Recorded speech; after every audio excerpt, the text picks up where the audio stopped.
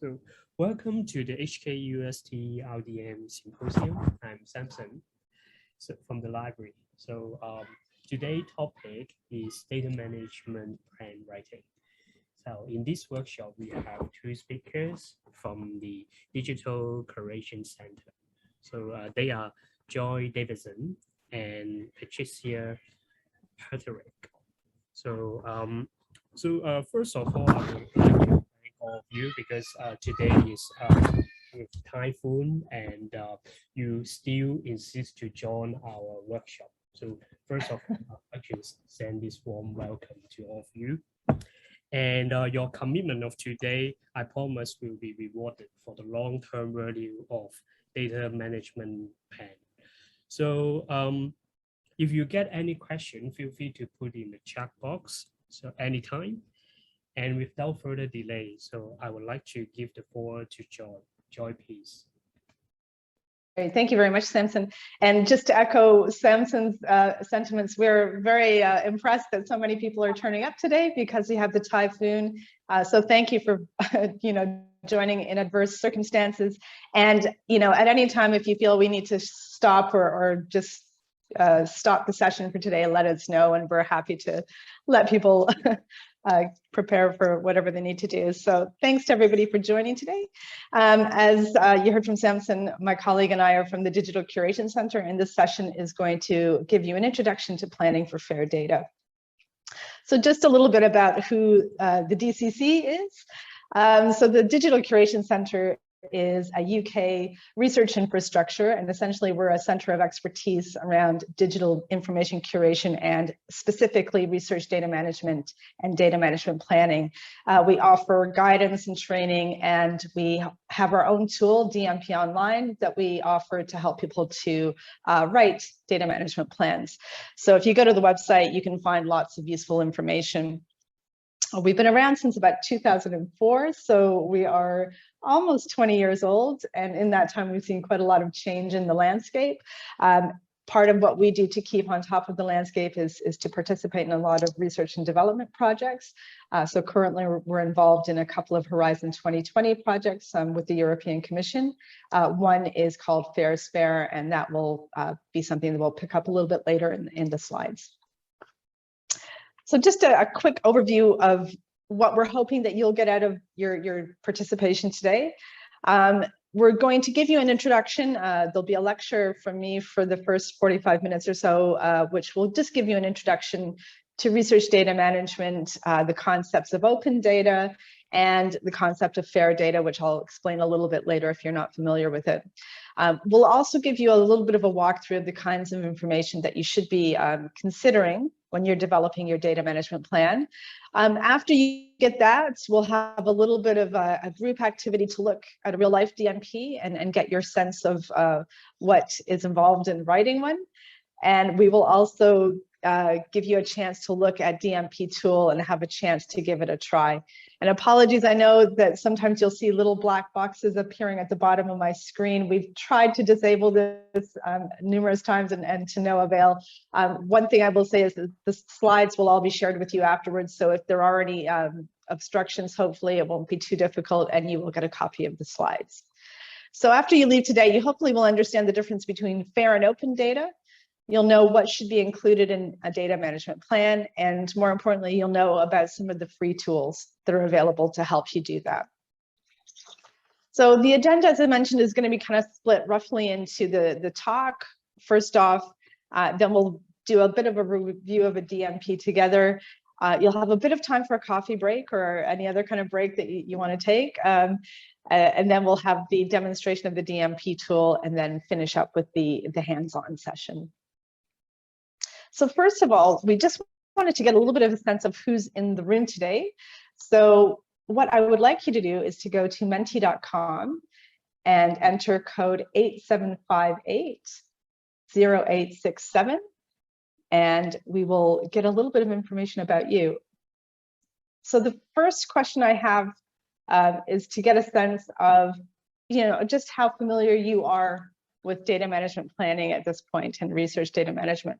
So how would you rate your current level of familiarity with research data management? And Patricia's put the code in the chat if you haven't got it. So we want to know, do you feel coming into today that you are very knowledgeable about research data management? Are you familiar with some aspects, or are you just getting started and you really don't know that much at all? So we've had 4 people take part so far, and it looks like quite a lot of you are just getting started. So that's good to know. A few of you are familiar with some of the aspects, and I think hopefully as we go through the course of the presentation, even those of you that don't really think you are familiar, probably a lot of what you're doing is research data management, but you might just not be calling it that at this point. So hopefully some of this will ring a bell with you. So you got a few people who are very knowledgeable, so that's great to have people coming on and good levels. So we've got about 35 participants, and about half of you have voted, so that's great. I'll just give you another second or two just to add anything if you want to let us know. But certainly at this point, it looks like most of you are just new to this and getting started. Okay, I think we'll move on to the next question then. This is another, just to get a sense of who you are and how familiar you are. We want to know, have you ever prepared or tried to prepare a data management plan before? So quite a lot of no's coming up. Okay. So a lot of what you'll be hearing today is probably going to be pretty new. And I think what we will emphasize is that it can be a lot to take in. It sounds like when we talk through all of this, it may seem a little overwhelming. And that's to be understandable. I think 2 to 3 hours of talking about this can be quite a lot. But do bear in mind, a lot of this stuff is just common sense. The data management plan is really just about documenting what you're doing. And it's all about being a good researcher. So hopefully, even though you haven't had a chance to do this and you're not that familiar with RDM at this point, a lot of the things you'll hear about today are things that you can start to follow up with and build your confidence as you go through. So I think we will stop sharing there, and I will go back to the presentation. So thank you very much for giving us that little flavor of who's in the room today. And as I mentioned, what we wanted to do right now is just to give you a little bit of background into what research data management is, and then we'll start moving into more specifics about data management planning specifically. So I think a lot of you might be wondering why all of a sudden you feel like you're hearing about research data management. I think it's important to stress that this really isn't a new concept. Research data management has always been just part of good research. So being actively looking after your data is good research practice.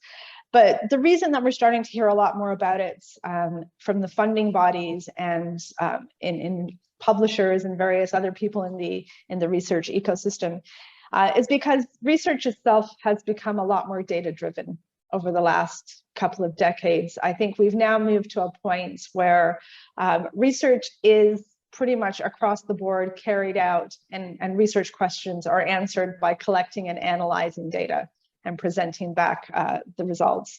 And more importantly, we are now finding new research questions by looking at data. So we can't really progress our research without kind of having data to work with. And I think as we acknowledge that data-driven research is probably something we would expect to see in the life sciences and some of these kind of scientific and engineering domains, it's important to note that it is across the board. It's equally true in the social sciences and the humanities. So all of the disciplines, even those who tend maybe not to think so much that they work with data, actually really are data-driven. It's just kind of maybe different types of data, and the things that people are collecting and analyzing might be slightly different. But data-driven science is across the board. And really, if we're looking to move towards having good data-driven research, we need good data. So at the kind of base of all of this, you really need to start managing and producing good data. Otherwise, we don't get good research coming out of this. So that's just a kind of a bigger picture about why this is becoming something that you're hearing about increasingly. So what is research data management in that sense? Essentially, we've got this little life cycle that you can see on the right-hand side of your screen. This is basically kind of outlining the stages of research. So you start your project, you create something, you document it, you use it, you do your analyses. Then at the other half of the life cycle, you start to think about where you're going to store it, how you're going to share it, and how long you'll be preserving it. So this is really about active management of your research data over its entire life cycle. So we think that, you know, before you even start doing any of that work to create and document and use your data, you would start with this data management plan concept. And this is just helping you to think through the various stages of the life cycle, and to be thinking kind of proactively about what things you'll want to do and how you'll do it. So essentially, you should be starting this at the early stage of your research, and it just helps you to really to think about any of the challenges that might come up over the course of the research life cycle, and it will help you to address those problems before they actually become problems. So it's good practice, and it leads to more efficient workflows and better research. I think a lot of the activities on my slide here, creating data, documenting it, accessing and using it, a lot of that is down to you as researchers. Some of the activities that come at the other side of the life cycle, things to do with storage and backup, a lot of this can be done by the platforms that you choose to use when you're undertaking your research.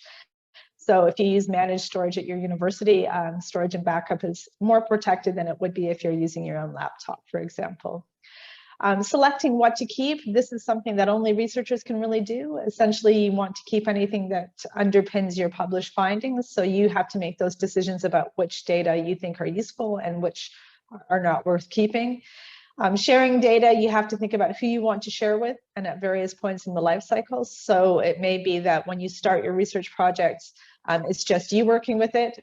At some stages, you might be part of a collaborative team, so you may be working with others at your own institution or with other institutions, even internationally. So you would need to think about how you are going to share with those people that you want to work with. Things like data licensing are other issues that might be a little bit more difficult for you, and you might need some support to make those decisions. And preserving data. I think this is something that is definitely going to be dependent on where you choose to store your data for the longer term. So using things like data repositories and services that will keep the data and keep it available for a specific amount of time will be important. So that's a kind of rough overview of the sorts of things that research data management entails. I think it's worth knowing that while we think it's just part of good research practice to do good research data management, as I mentioned, a lot of funders and publishers and other actors in the research ecosystem are also starting to have really concrete expectations, not only about good research data management. That's a given. I think every research funder expects people who are being funded to do good research, and that requires good research data management. But I think over the last decade in particular, there's been a real shift towards funders expecting data to be shared as well. So they want well-managed data that can be shared and be as widely reused as possible. And I know at the moment, RGC, which is, I think, your main funder, doesn't have any requirements on researchers to write data management plans as part of their grant application process. But we had a look at the most recent open access plan for the Research Grants Council, which came out in January this year. You can go and have a look. And they certainly are planning for this as something that will be coming into force starting from February 2024 and running through 2026. So there will be an expectation from your funder that a data management plan is a mandatory requirement for all applicants who are looking for RGC funding.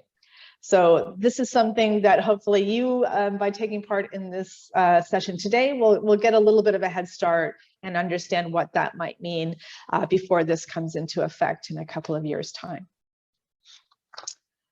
So funders are increasingly looking for research data management planning as some sort of evidence that you've thought about research data management and what you'll do over the course of the life cycle.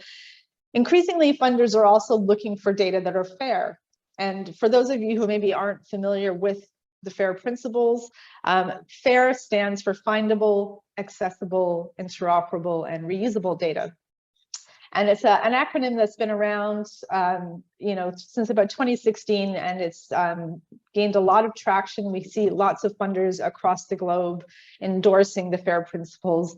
And I think, when you look at this, the acronym is very nice. I think everybody can get behind the notion of FAIR data as a public good coming out of funded research, that anybody who has given money to do research, their work should be findable, accessible, interoperable, and reusable. So I think nobody can really deny that these are justifiable objectives for the funders to want to support. I think when you start to look under each of these words, though, you start to see that it's a little bit more complicated than just the simple acronym makes clear. So you might argue the findable, I maybe just put my data on my own web page. And in some respects, you could say that's findable data. But it's not uniquely identifiable. It doesn't have a globally unique identifier. It's not persistently accessible. So you would want to think about how you would start to assign things like a globally unique and persistent identifier. You want to register that data so that it can be searched for on the web and that people can find it. And equally, as you can start to see here, there's a word that maybe some of you are unfamiliar with. It's called metadata. And essentially, metadata is just a description of the data set. So it's a structured description that allows machines and humans to be able to make sense of the data. And as you can see with all of the FAIR principles, it applies equally to the data set and to the metadata about that data set. So I think what is crucial about the FAIR principles is that they are looking for data that is findable, accessible, interoperable, and reusable by humans, but equally through this emphasis on structured metadata by machines. So aggregators, search tools, and various things. They want data to be findable that way. So I think this is just to give you a heads up. We won't go into too much more detail about the FAIR principles today, but I think it's worth you bearing in mind that this is something that research funders across the globe are really starting to require. And as you can see, it will require additional thinking when you're planning to manage your data. So this is something that you might want to pull into your data management plan as well. So FAIR, open, and managed data, I think we've kind of come at you now with three kind of terms that we've used. And I think when we talk to researchers, it can be quite confusing. So a lot of researchers never really kind of fully understand what the difference between open data, FAIR data, and managed data are. So I'm hoping that with this diagram, we can give you a bit of clarity on where these concepts align and where they're different. So at the bottom of the pyramid, you can see managed data. So this is research data management activities at the bottom of the pyramid. This is your foundation of good research practice. And whether you plan to share your data openly or in a limited sense or not at all, good research data management is just good practice. So the bottom of the pyramid is always in your self-interest to have well-managed data, because it means that you can stand up to scrutiny if people have questions about your data findings or your published findings. And it just means that you're a good researcher. So that's always something you should be doing regardless of who you plan to share it with, or if you're not planning to share at all. At the other end of the pyramid, you see open data. And open data is, by its nature, as open as possible. So there are degrees of openness, but in its purest kind of altruistic fashion, open data can be accessed and used by anybody for any purpose. There's no license attached to it. It's a waiver, if you like, but it's freely available to anybody to do what they want with. There are different variations of open, but in its kind of most extreme form, that would be open data. And we see FAIR data as sitting somewhere in between it, because findable, accessible, interoperable, and reusable data, it doesn't necessarily have to be open, but it can be, something that's worth doing, even if it's just to share with a small number of people. You want to be able to make sure that it's well described and that your well-managed data is FAIR. So that slide hopefully just gives you a bit of an overview of how these concepts should be kind of fitting together. As I noted before, degrees of openness exist. It's not a binary concept, and neither is FAIR. you can have degrees of fairness and degrees of openness. So I think the greatest potential lies when you have fair data that has been described so it's findable, accessible, interoperable, and reusable, and that it's associated with a license that allows some degree of permissiveness for reuse. And that might be, you know, an open license whereby you just simply require that you get attribution for somebody making use of your work.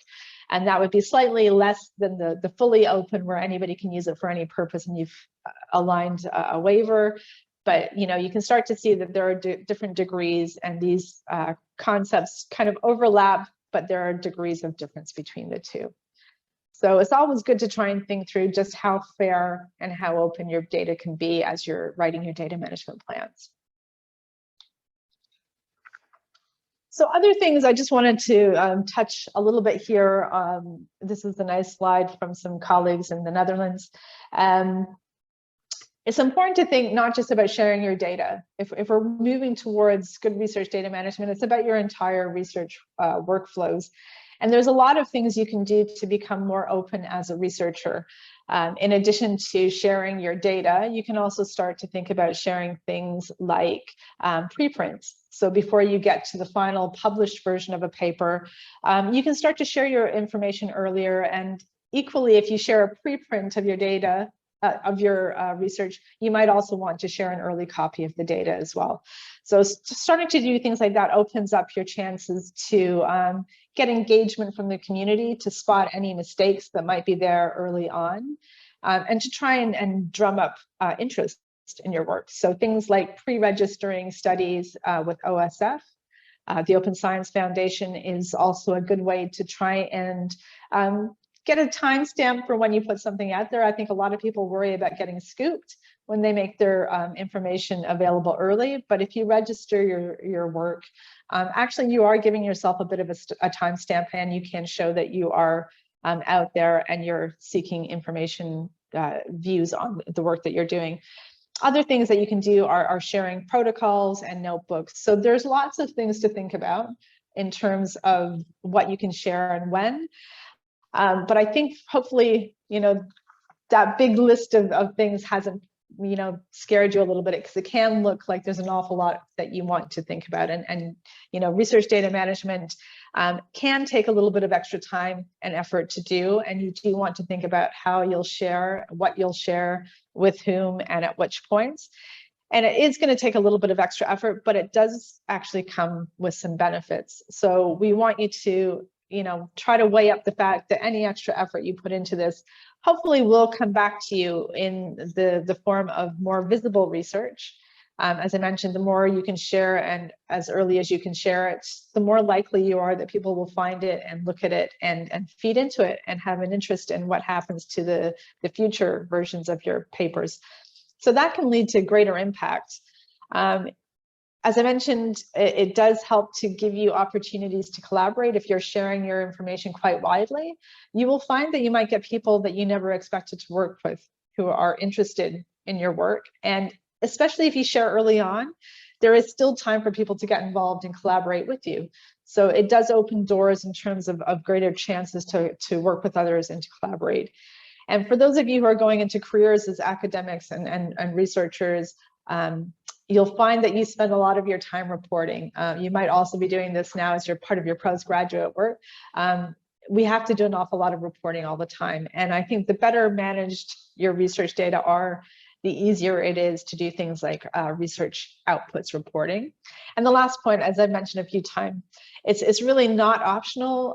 Good research data management is essential to have better and more reproducible research. So it allows your for validation of your findings, and it just means that you can stand up to scrutiny. So it does give you that sense that you can be confident about what you're sharing and that your findings are good. And I've got a little picture here on the side of the slide, and this comes from your HKUST blog and from the RDM team. And I think it just draws on some research that they show, that they carried out to show that those people who shared a preprint early on actually got a lot more citations than those who just shared the final paper. So I think you can see here actual hard evidence that sharing early can have really good repercussions for you and lead to much better impact. So if you feel like reading that, and again, apologies that you can see a little bit of the URL and not all of it, but we'll send you the slides and you can have a look at that blog later on. So that's a little bit about research data management and the bigger picture and how it all fits together with notions of open data and fair data. Now I just wanted to run you through a little bit more on data management planning specifically. So first of all, I think it's important to make clear that a data management plan, and you may have noticed this as you look through some of the samples that you were sent before joining today, a data management plan is generally just a short document. It's maybe 2 to 4 pages. It's not a huge amount of text, and it is essentially just a short outline, and it helps to create clarity about certain things that you need to be thinking about during the very earliest stages of your research. So what sort of data will you create? And I think what we're looking here for in the DMP is a little bit of context about the nature of your research, what you're planning to do. But more often than not, what we'd rather see here is the focus on the data. So what kind of formats will you be using? What kinds of types of data will you be generating? Is it machine captured data? Is it going to be stuff that you're collecting through interviews and cleaning and, that sort of thing? And some idea of the volume. So I think, are you going to be working with huge amounts of data? Will you be working with small amounts? It's just good to start thinking through, what kind of data you will be creating. It's also worth bearing in mind at this stage, will you be reusing anybody else's data? So in a lot of research, we don't do our own data collection. We will reuse data that exists somewhere else, and we will maybe add to it, combine it with other data sets and build on it. So you would want to be aware of, any of these issues as you're looking at your DMP. Crucial towards this kind of notion of a good research data practice and interoperability is the use of standards and good methodologies. And this is in particular in relation to the kind of metadata standards that you might use. And again, the metadata is that sort of information about your data, the context information.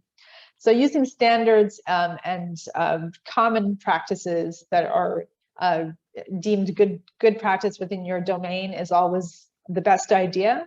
But standards relating to metadata are sometimes things that you might need some guidance with, and this is where you'd probably want to speak to somebody at your research data management team. But it's good to be kind of clear in your data management plan about what you will use and be quite specific. As I mentioned earlier, not all data can be shared. Sometimes, fair data isn't data that is shared. It is just data that is well described and, described well.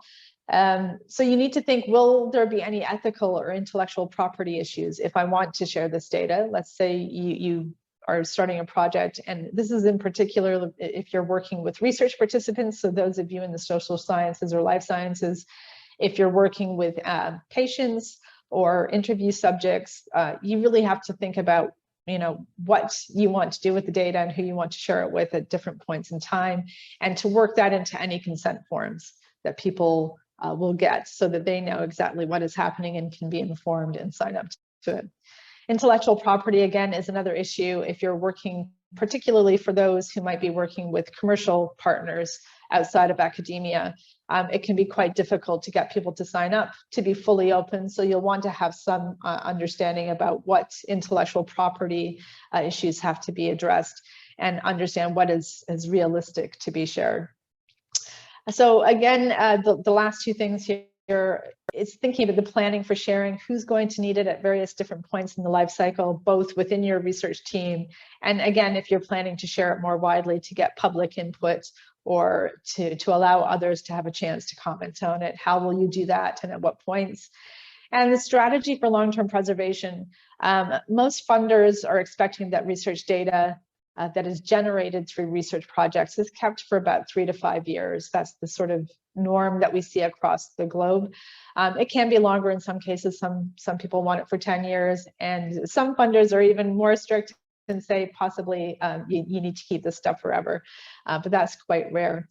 So you will need to have some sort of thinking about how you will keep the data available for as long as you need to keep it. And again, this is something that will be pretty dependent on where you store the data, and using repositories and domain-specific or institutional repositories can really help you there. I think it's important to note here that a data management plan is a plan to share. And it's thinking about who and when and how you'll do that. The point I'd like you to remember is that it's not always about sharing with some potential unknown reuser in the future. A lot of the time, you might be the person coming back to your own data in a couple of years' time. So we sometimes do research and a few years later think, actually, there was some good information here, I can build on it in a new project. So when you're doing your research data management planning and coming up with a data management plan, it's important to remember that you might be that future reuser of the data. So it could be equally beneficial for you as to possible strangers that you don't know. Just having a bit of problems. My screen is a bit frozen. There we go. So moving on now to actually writing some of the sections. One of the things you might have noticed when you looked at the DMP samples before you joined today is that there are some basic themes that each of the DMPs cover. So one of the questions you'll always generally be asked is, where will you store the data during your research? And I think, you know, a lot of people will just store things on their own laptop. They'll use thumb drives, shared drives at their university. Probably a mixture of different approaches. We're increasingly now, in a lot of the collaborative projects I work on, we use things like Google Docs and Google Drive because they're easy and they work and they do allow good collaboration. I think your choice of system is going to be driven by how sensitive your data needs are. So if you're working with very sensitive personal information, like survey or interview data where there is personal information you need to protect, you certainly wouldn't want to use something like your own laptop or a Google Drive because they're not really protected as well as they should be. This is where you would want managed storage that could be offered by your university system. So you'd want to talk to your team and get some advice. So it's my basic advice here is try to avoid at all possibilities to use your own laptop as the only place to store it. It's okay to do data collection day to day using your laptop, but you would want to get into the habit of transferring that into the university's managed storage, where it's going to get backed up and protected as often as it needs to be. So that is the first tip. Another thing that is, you know, maybe something that's not quite obvious when you think about data management planning, but things as, you know, seemingly simple as file naming are things that you should be considering. When you're thinking about where you're going to store the data, it's also good to think about what you're going to name the data so that people, yourself and anybody else you're working with, can make sense of it and find what they need to find. Keep it simple. I don't come up with an overly complex file naming system that nobody's going to be able to actually adhere to. Make it logical and avoid special characters that maybe don't, they're not globally accessible to all. And I think you can see here on the right-hand side of the screen, I think everybody can relate to this image. We've all done it. I'm guilty of it. You do kind of end up having lots and lots of files that you've been working on. It's the final doc, then it's the final, all caps, and then it's final revised. You know, we're guilty of this, but I think it's worth trying to stick to a good file naming system just to avoid any confusion, because what you don't want then is to not know which of the data sets should be the one that you're working with and which is the one that is the one that maybe underpins your published findings. So it's good to get into the habit of trying to come up with a good, simple strategy for this, and more importantly, to make sure that anybody who's working on your research project with you also knows what this strategy is and is following it, and make that clear in your data management plan. I think I mentioned with the FAIR principles that this notion of metadata or contextual information about the data that you're producing or working with is really crucial to support your own understanding of the data, but also anybody else's. So anybody coming in to validate your findings or to reuse your data potentially later. And this is just the kind of basic stuff you really want to know. So if you were coming to reuse somebody else's research data, you'd want to know, why did they create it? Was it created for a particular project? Was there a particular funder associated with this project? Who were the researchers that were involved in collecting and processing this data? Where was it stored and what was done with it? So these are kind of normal questions that any researcher would want to ask if you were looking to reuse somebody else's data. So you want to make sure that you're addressing these questions and providing that information with the documentation and metadata that should accompany your data sets. And you would want to make clear that you are providing some evidence in your data management plan that you're thinking about how you will capture and share this contextual information. This is kind of done in two main ways. One is documentation. I think most of you already know what documentation is. It's just, again, about thinking about that sort of contextual information that might be needed to support anybody. So you want to think again about why was it created? Why did this data come into being? It helps people to make an informed judgment about any biases that might be involved in the data that they're using, things like that. Documenting how you did and what you did in a certain order can also be very important. So things like physical or increasingly electronic lab notebooks can help you to make that very clear. Understanding certain steps that were taken in capturing, working with, analyzing, and processing data, and making clear exactly what happened in a kind of step-by-step way is something that you should be thinking about trying to do. A lot of researchers now are doing little bits of development of code to help them do data analysis or various kind of other activities across the research data lifecycle. So if you are one of these researchers who does develop code, you want to make sure that that is also kept because it's crucial for validation of your research findings. If that code disappears, then it becomes very difficult for anybody to validate your research. So software and code is something that you really do need to think about as well. How will it be kept and how will it be shared as needed? So those are the kinds of things that you would want to think about in terms of documentation, and people will often do things like README files, as I mentioned, lab notebooks, whether physical or electronic, are things you could be using and making reference to that in your data management plan. A subset of documentation is this notion of metadata that I've come back to a few times, and it really is quite an important aspect of research data management. Metadata, as I mentioned, is just that information about the data set. The difference between metadata and documentation is that metadata is standardized and it's structured. So it's not just human readable, but it's machine readable. So this means that you can start to share the metadata and that it can be picked up by aggregators, and that information can be pulled into registries to support anybody who might want to come and reuse your data later. So it's important to make sure that you're using these kind of standards. You probably might want to get some support from your RDM team when you're writing your data management plan, but it's good to at least mention in your data management plan that you plan to use standards, and wherever possible to be clear about which standards you will use. When it comes to actually depositing your data with a data repository or a database, you'll notice, and this is probably true for anybody who's published a paper or has uploaded a paper to a repository, you always have to provide a little bit of information. And this can be true even when you registered for this course. You probably had to fill in a form that is capturing certain amounts of metadata. So the basic information generally tends to be that they want a title, a creator, a publisher, a year of publication. Importantly, though, they also want a unique and global identifier such as a DOI. And you probably are familiar with these for journal articles and things that you'll be reading.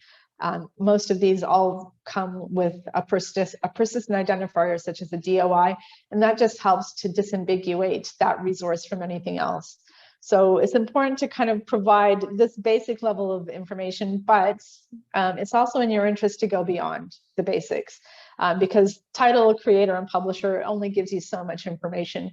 If you really want people to reuse your data and to get credit for other people reusing your data, you'd want to go beyond the minimum and provide that additional context that we just ran through with regards to documentation and making that machine and human readable.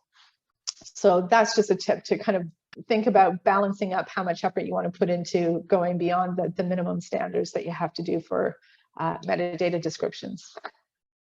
When you work in different disciplines, so I know today we've got people from sciences, we've got social science students, and we also have people from engineering. You will all have different metadata standards that are being used within your disciplines. It's important to try and think about using those standards whenever possible, rather than coming up with something yourself, which is never a good idea unless there's a really clear need or a gap. But it's always good to make use of existing standards and to be clear about those standards when you're writing your DMP wherever possible. So we have a nice resource that you can go and look at here. It's the Research Data Alliance, which is an international body of sort of bottom up. It's researchers working together to try and pool their resources. And they have done some work to map different metadata standards. So you can go and have a look and you will find not just at the high level like biology or earth science, but you can drill down and start to look for subdomain discipline specific standards. So it's always good to have a look at some of these resources when you're starting your project and just make sure that you're working towards good discipline specific norms. Another thing that you can consider doing is making use of controlled vocabularies. And I think, you know, from the example on the left, you can see here, this is essentially a graph which is all showing the same thing. This just makes clear that there's lots of different ways for researchers when they're doing data entry to write the word human. So you can see here, you could save yourself an awful lot of time and having to go back and clean all of this and harmonize it if you just made sure that you used a controlled vocabulary at the start, making sure that everybody used the term Homo sapien rather than all of these other variations that we're seeing. So controlled vocabularies are just a way of making sure that people all know what terms should be used, and it avoids a lot of headaches and data cleaning that you'll have to go through later. Ontologies are another kind of key aspect in terms of providing a logical framework of how different terms fit together. It provides a sort of hierarchical relationship between different terms. So by using controlled vocabularies and ontologies, you can start to build a much better understanding, both in a standard way within your community, because there will be controlled vocabularies that are useful, and within your communities, people are using these already, so make use of them wherever you can. But also, as again, going back to the FAIR principles, this notion of interoperability.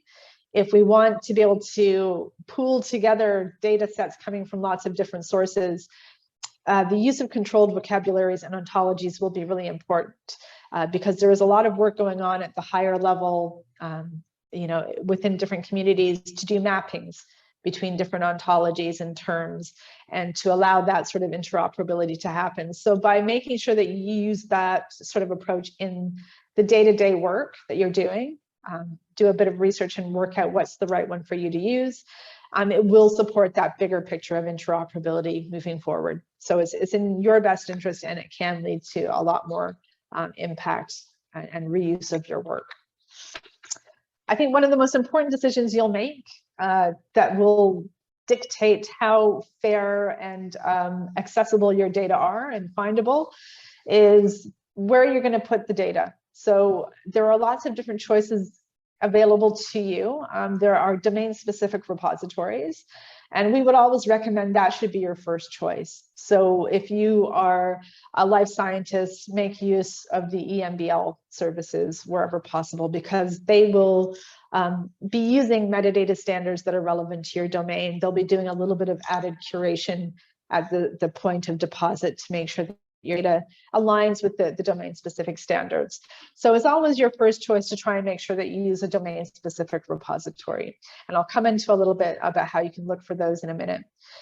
The second choice, I think, is always to make use of an institutional data repository, one that's available to you at your organization. So if there isn't an appropriate domain-specific one, it's always a good idea to make use of your institutional repository, and at your institution is DSpace at HKUST. So you have got a dedicated data repository and expertise locally to help you to make use of it. If neither of those are an option for you, luckily for you, I think you have the institutional one, but there are also generalist repositories that are free to researchers to use at the point of use. So things like Zenodo, which is run by CERN, and Figshare. These are generalist repositories where anybody can upload data. By using these services, you will also get DOI for your data set. So all of these services will mint digital object identifiers, something similar that you would get for your journal article, you will get for your research data, which means that it has a globally unique persistent identifier and is something that can be citable. So those are the kind of order of preference. We would always say domain specific followed by institutional followed by generic. But the key point is here, you should be able to find a good home for your data with one of these three options. And wherever possible, as I mentioned, the FAIR principles are something that the research funders are quite keen on. And increasingly, we're seeing encouragement from funders to try and find repositories that align with the FAIR principles. And there is work going on under a few of the European Commission funded projects to make clear how to look for these kinds of repositories. So as I mentioned, you're lucky you have DSpace at HKUST at your domain, at your organization. And it's not just a data repository. It's great that you have this place to store your information, but more importantly, you will get support. So if you use this service to store your data, you will get that permanent digital object identifier, which makes your data set discoverable and accessible. But more importantly, you will get that sort of ready-made citation. So if you're looking to kind of share information and try to get people coming to look at your data and to reuse it and give you credit, they will give you a ready-made standard citation that you can just push out. And that takes a lot of the guesswork out of it. But they can also do a little bit more to help you with formatting and starting to think about writing that all-important metadata that we've been talking about quite a lot over the course of the last 40 minutes or so. So it's important, if you are going to make use of the DSpace instance at your institution, do also make use of the support that's on tap for you, because there's lots of expertise that you can draw on. If you're not planning to use your local repository and you do want to look for a domain-specific repository, RE3 data is a global registry, and it's the biggest resource of its kind. It's the most commonly used. You can come to this as re3data.org, and as you can see in the screen, you can look for repositories in a number of different ways. And I'll give you a couple of examples over the next few slides. So at this basic kind of level, you can browse different repositories by subject type, so domain or subdiscipline, content type, or by country. So there's lots of ways you can look for different repositories that might be suitable. This first slide is showing you the repositories available if you choose to look for repositories in Hong Kong. And it's coming up with three repositories at your choice. The first one is actually DSpace at HKUST, which is great.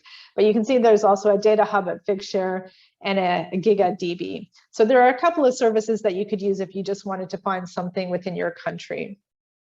You can also start to look for repositories within this system based on things like access, different kinds of licenses that are supported by the repository, whether it will give you a persistent identifier or whether it's certified. And again, some funders want you to use things like certified repositories, so being able to search for something with that would be useful for you.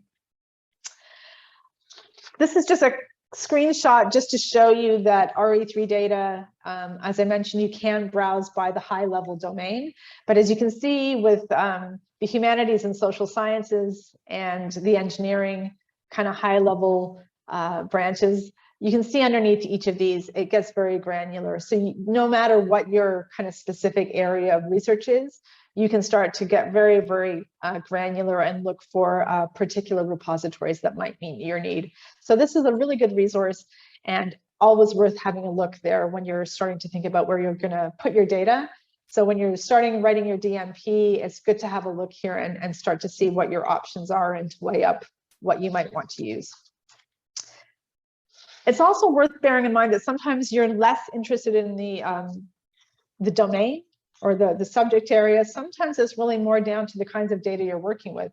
So if you're working with very particular biomedical images or things like that, you may be more kind of looking for a repository that will be suitable for your content type. So you can also within RE3 data look for different ways to store your data based on your needs. So whether you're looking for images, raw data, or very kind of source codes, you can start to see that you'll find hopefully something that will meet your need.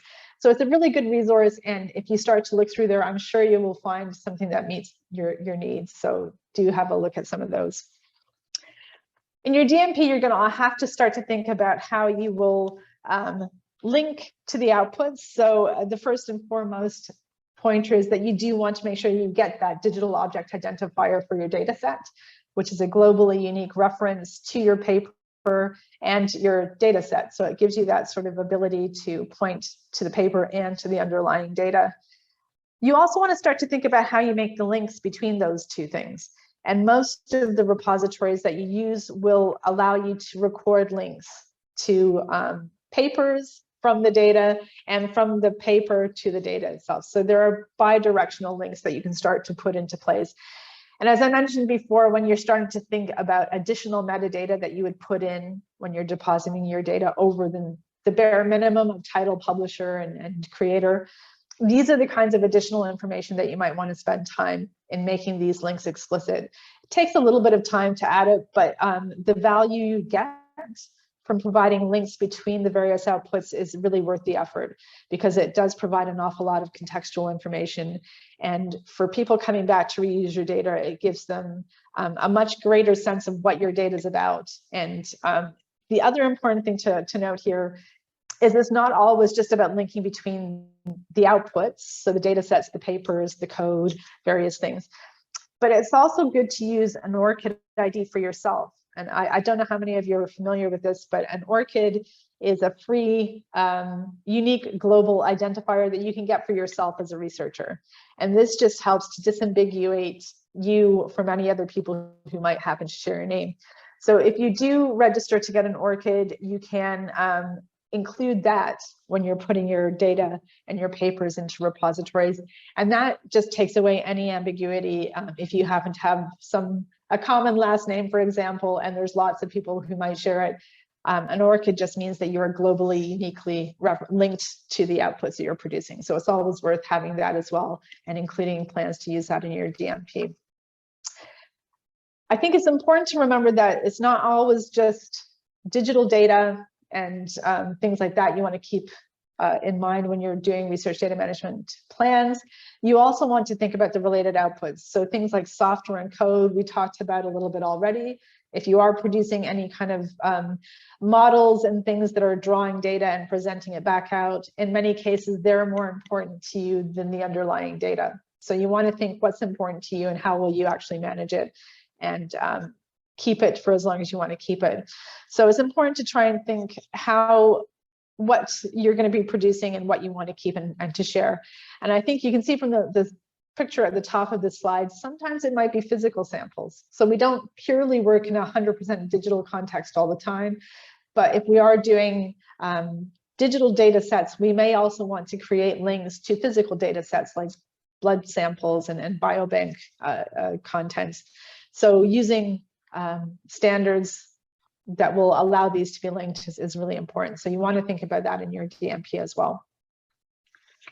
Licensing is really important. I think when I mentioned open data and what that is, it is essentially a waiver in many respects. But as I mentioned, there are different flavors of openness. So you can see here a slide. This is Creative Commons, and this is a free kind of resource that can help you to choose the right license for your data sets.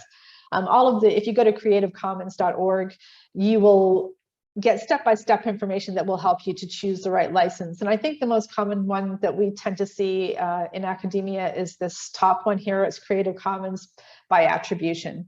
So essentially you're saying that you're happy for anybody to reuse your data, but you want to get credit for it. And I think that is generally the best one to go for, because you want to be able to link anybody who has reused your data. So that one means that you can get that sense of what people are doing with it. You can start to get a little bit less permissive. So some people might say that an open license is fine, Creative Commons, I want attribution, but I don't want anybody who is a commercial user to make use of this. So nobody could come and benefit from my research for a commercial purpose. And I don't want anybody to be able to derive anything. You can cite my data, but you can't build on it. So there are different levels of permissiveness with the Creative Commons license. And I think when you're thinking through in your data management plan, which one is the right one for you, go to the creativecommons.org website, and you can start to get a step-by-step run through of how to make that decision. As we mentioned before, fair and open shouldn't be conflated. You know, you can have closed data that can't be shared with anybody for good reasons. Maybe it's personally sensitive information that you're collecting, which you couldn't ethically share with anybody. But that doesn't mean it can't be fair. You still want it to be well described, findable and accessible to those who have the rights to access it, and interoperable and reusable for yourself as the researcher who's trying to build on the research. So when you're going through your data management plan, really think about what you can share, how you'll do it. There are ways to share personal sensitive information. You just need to kind of plan for it in advance to make sure that you can build that into your research. So I think one thing to remember is that you can use things. There's an increasing number of things like safe havens and data vaults that are being put up for people to make use of. And these are controlled areas where you are sharing, but you're sharing in a very limited way. It means that people who have the rights or who kind of fill the criteria to be considered legitimate users can make a legitimate request to access the data. The thing to remember about this is that you would still want the metadata to be something that people can find, because if people want to make that request, if they think they're a legitimate potential reuser, they would need to know that the data exists.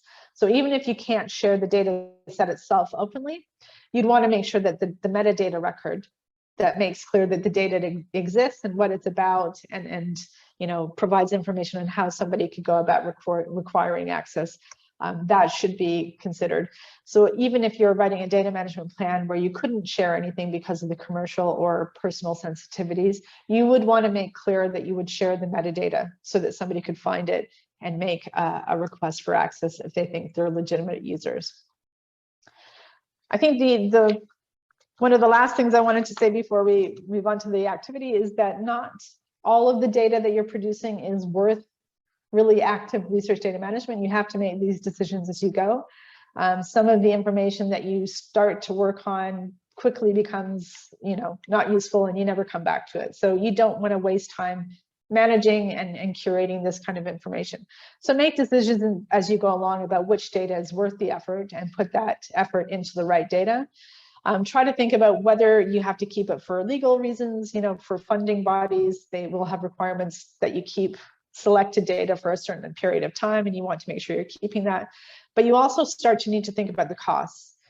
So if you are collecting a huge amount of personal sensitive information, and you wanted to share some of that, you would probably need to do an awful lot of data cleaning to remove that personal information and anonymize it.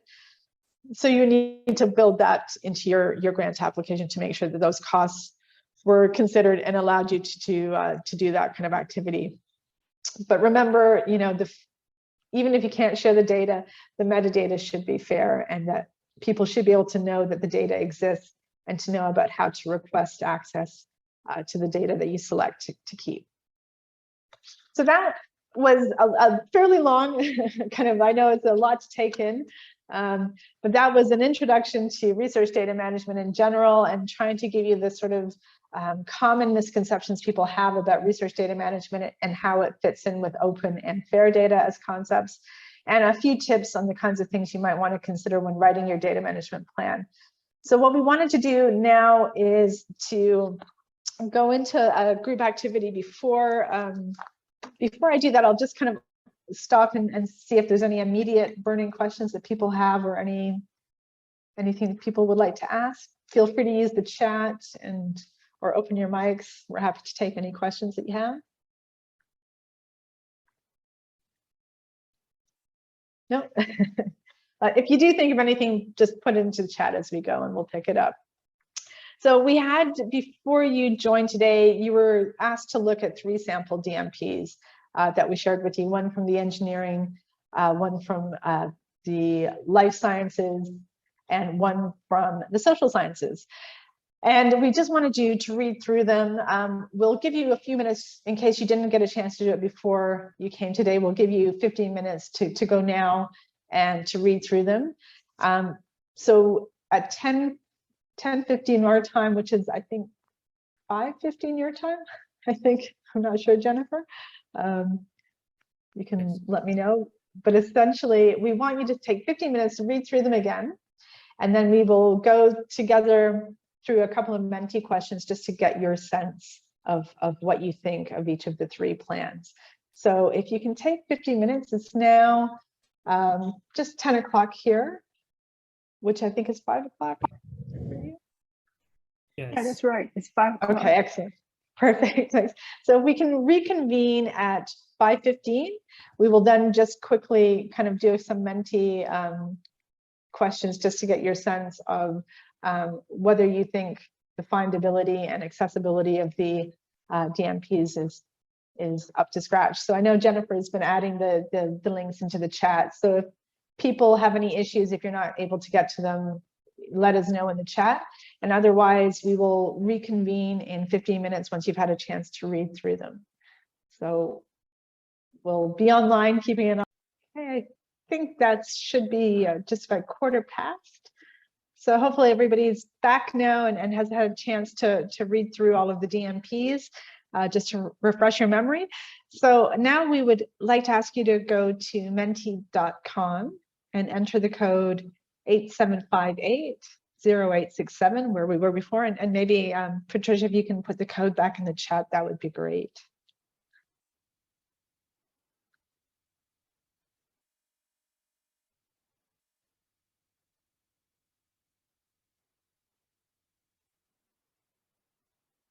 So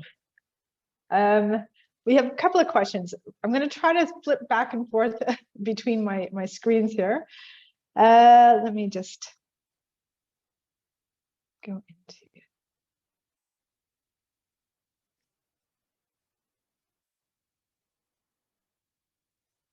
So the first one that we want to look at, I essentially want to run through the findability and accessibility that you thought for each of the plans.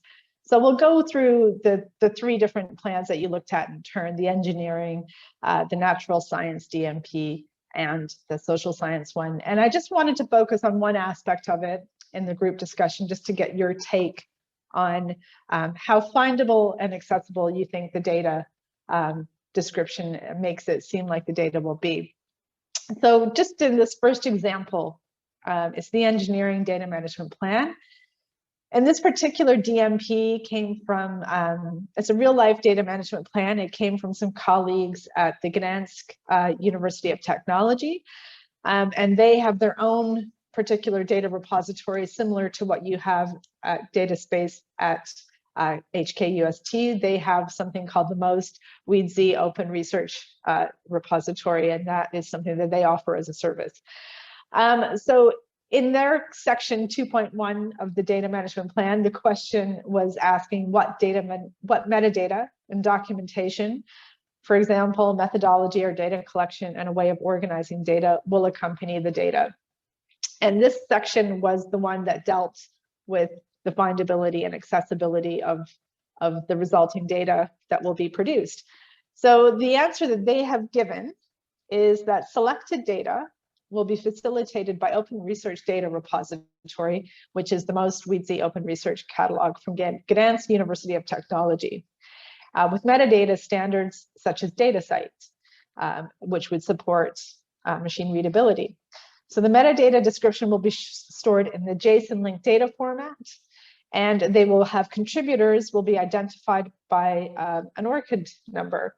So if we can go to the Menti poll, I just wanted to get your sense, based on that description, do you think that the data described in that DMP will be findable and accessible based on what we were discussing earlier about the need to have a persistent identifier associated with the data, with the ability of having a metadata description online to allow people to find it, and with the metadata being machine readable. So 12 people think yes, they're thinking that's good. A couple of people say no, and a few people aren't sure.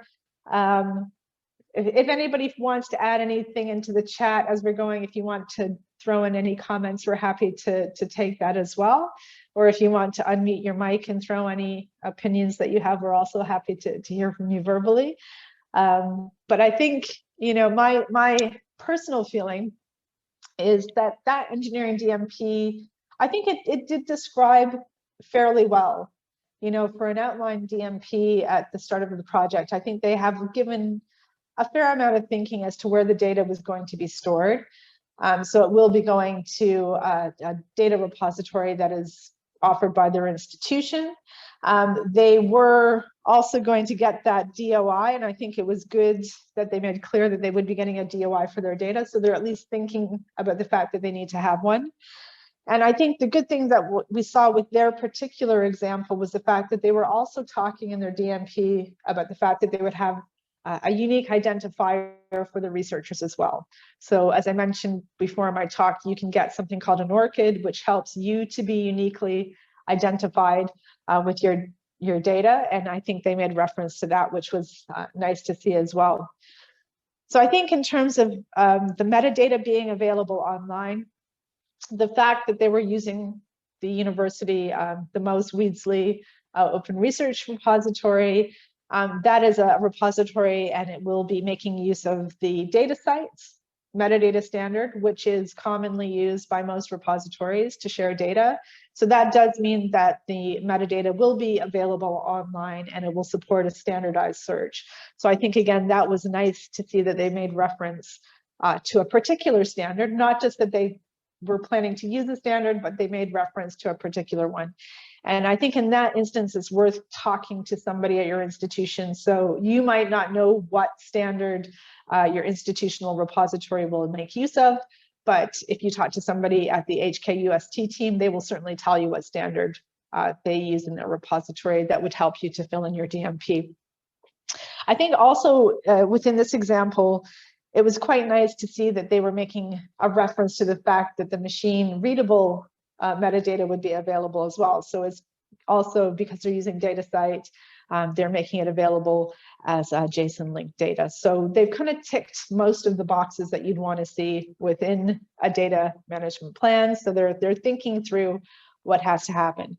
And I think what you can probably tell from this data management plan is that it wasn't written purely by the researcher.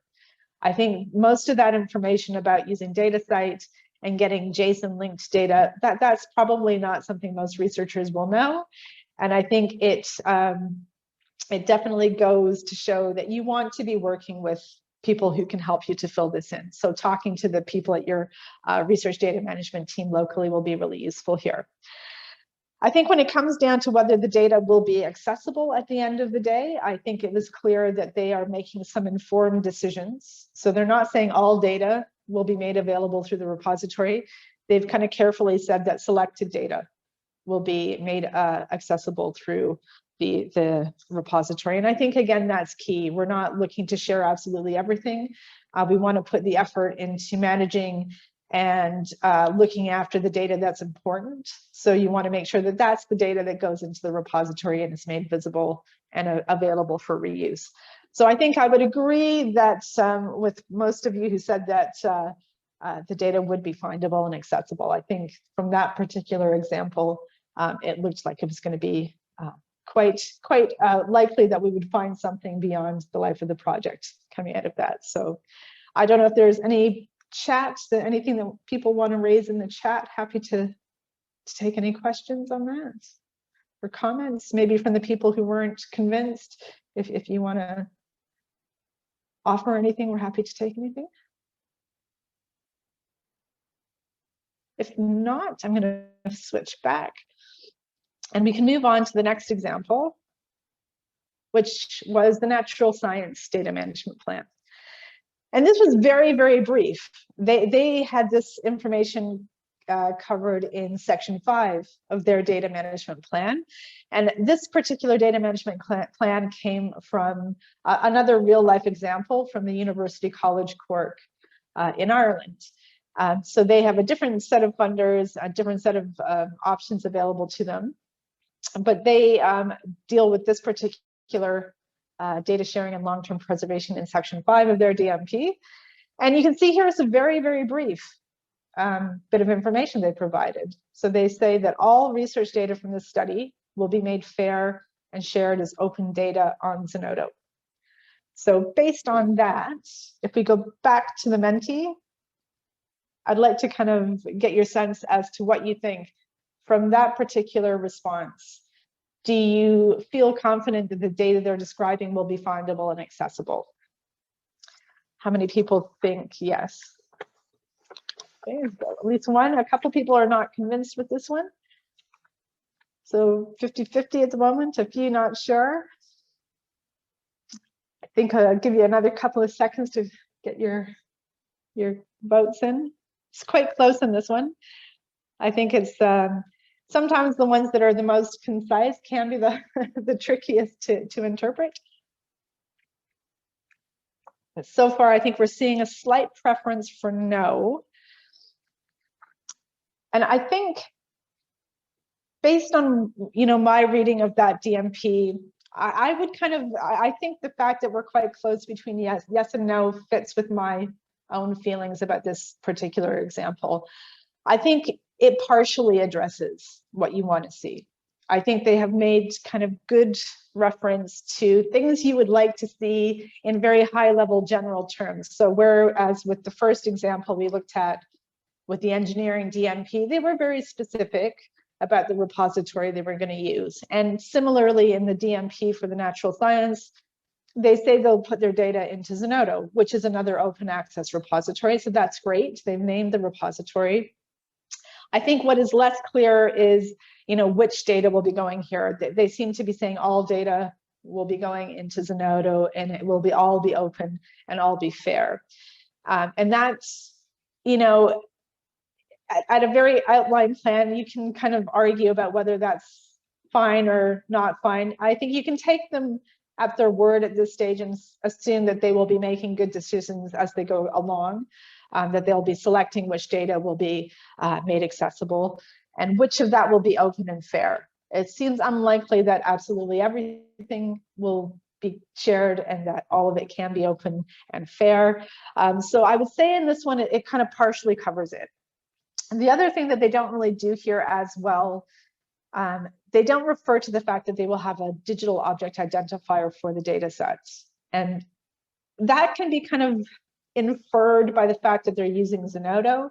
Zenodo does offer the possibility to mint a DOI when you upload your data. You can tick a box that says, I would like to get a DOI for my data. They will provide you with one. But it's not a guarantee. So you may get a DOI from another source and just upload it with that DOI. So one of the areas that was not as well described in this DMP was whether the data would have a unique global identifier like a DOI and where that would come from. So it's kind of a gray area. You could infer that it would be something that is gotten by depositing through Zenodo, but it's not 100% clear. And I think it's always just a good idea to err on the side of caution when you write a DMP and just write things down. Don't assume that people have prior knowledge of what happens when it gets to the repository. So make clear that you will also get your DOI from Zenodo if that is your plan. I think when it comes to the metadata being online, again, they don't make any clear information about metadata descriptions and what they'll put within the Zenodo deposit. You can assume that they would put in the basic information when they put their data into Zenodo, but it's not very clear, what standard that would be using and whether it would be machine readable. And I think when it comes to the accessibility of the data to potential reusers within this particular example, it was clear that, if the information goes into Zenodo, then that is publicly available. People can search for it and they can access it and they can reuse it. They also made reference, though, and this is where I found it a little bit, partially difficult to assess this one. While they said Zenodo would be used to make the data available, there was also reference to something called the National Biodiversity Database that they will use to share their data.